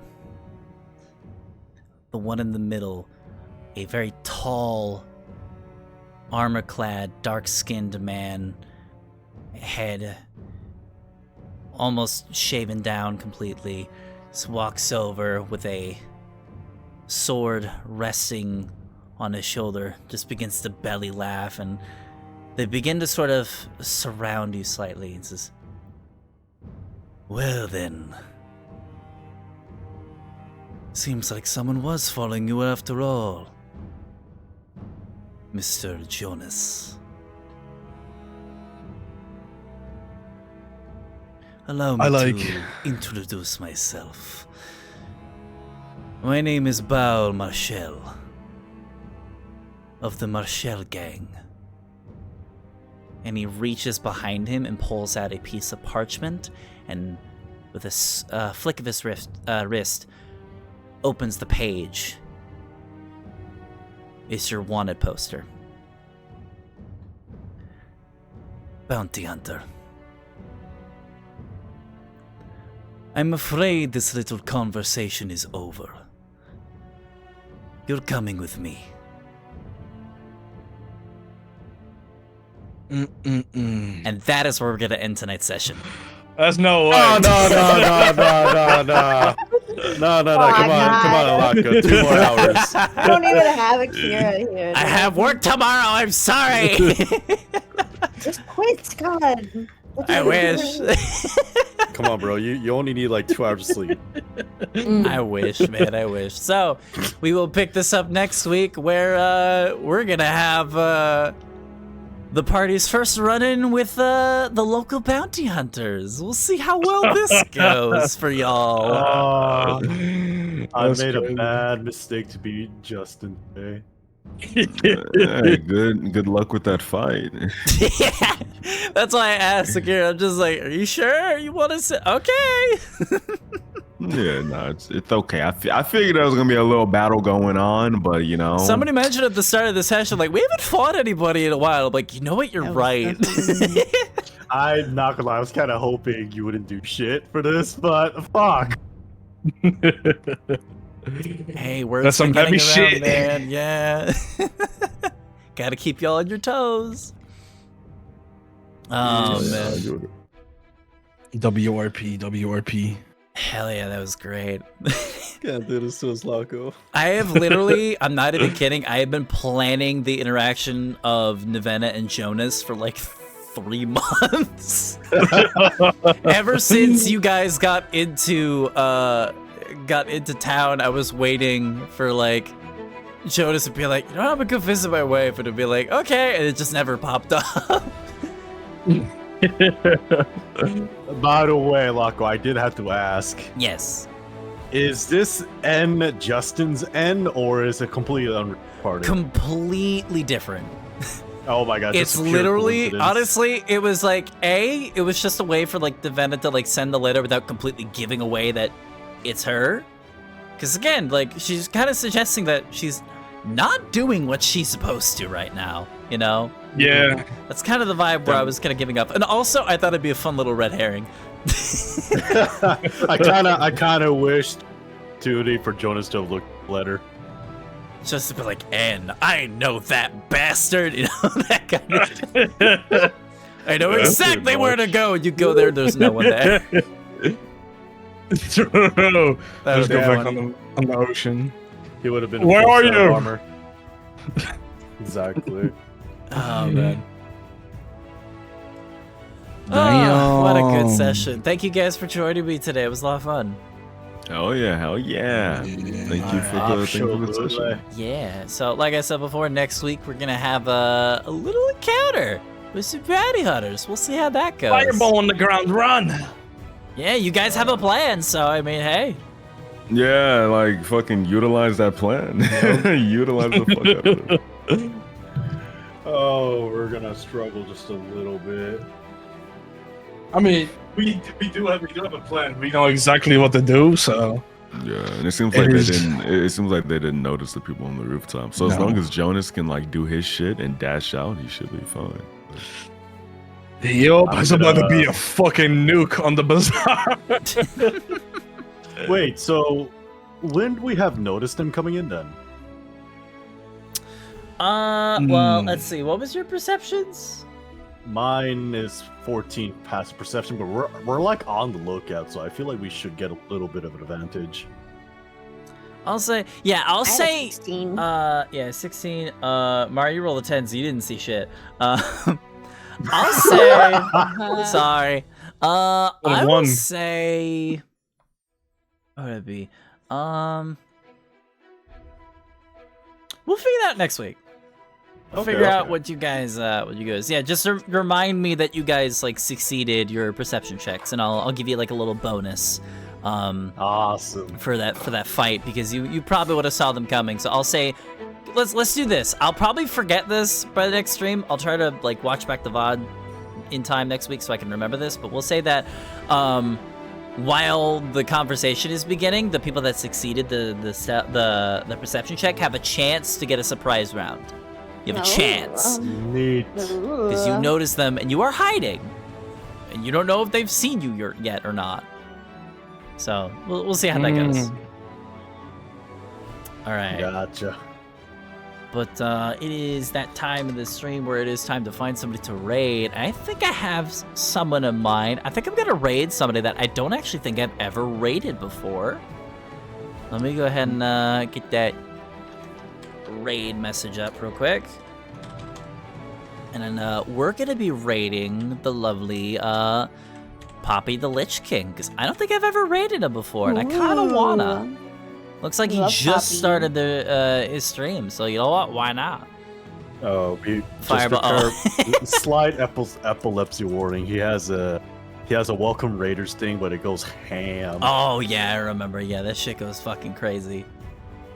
Yeah, so ladies and gentlemen, we're gonna go ahead and raid the lovely Poppy. So, everybody go ahead and show Poppy all the love y'all possibly can. Looks like he just started his stream and is about to do some heckin' VR chat. Looks like it's gonna be a lot of fun. So yeah, go show Poppy all the love you guys possibly can. Please be respectful in his chat as always, and we will see you guys in the next episode of Lands of Aurea. We'll see you guys next time. Bye-bye! Goodbye! Bye-bye.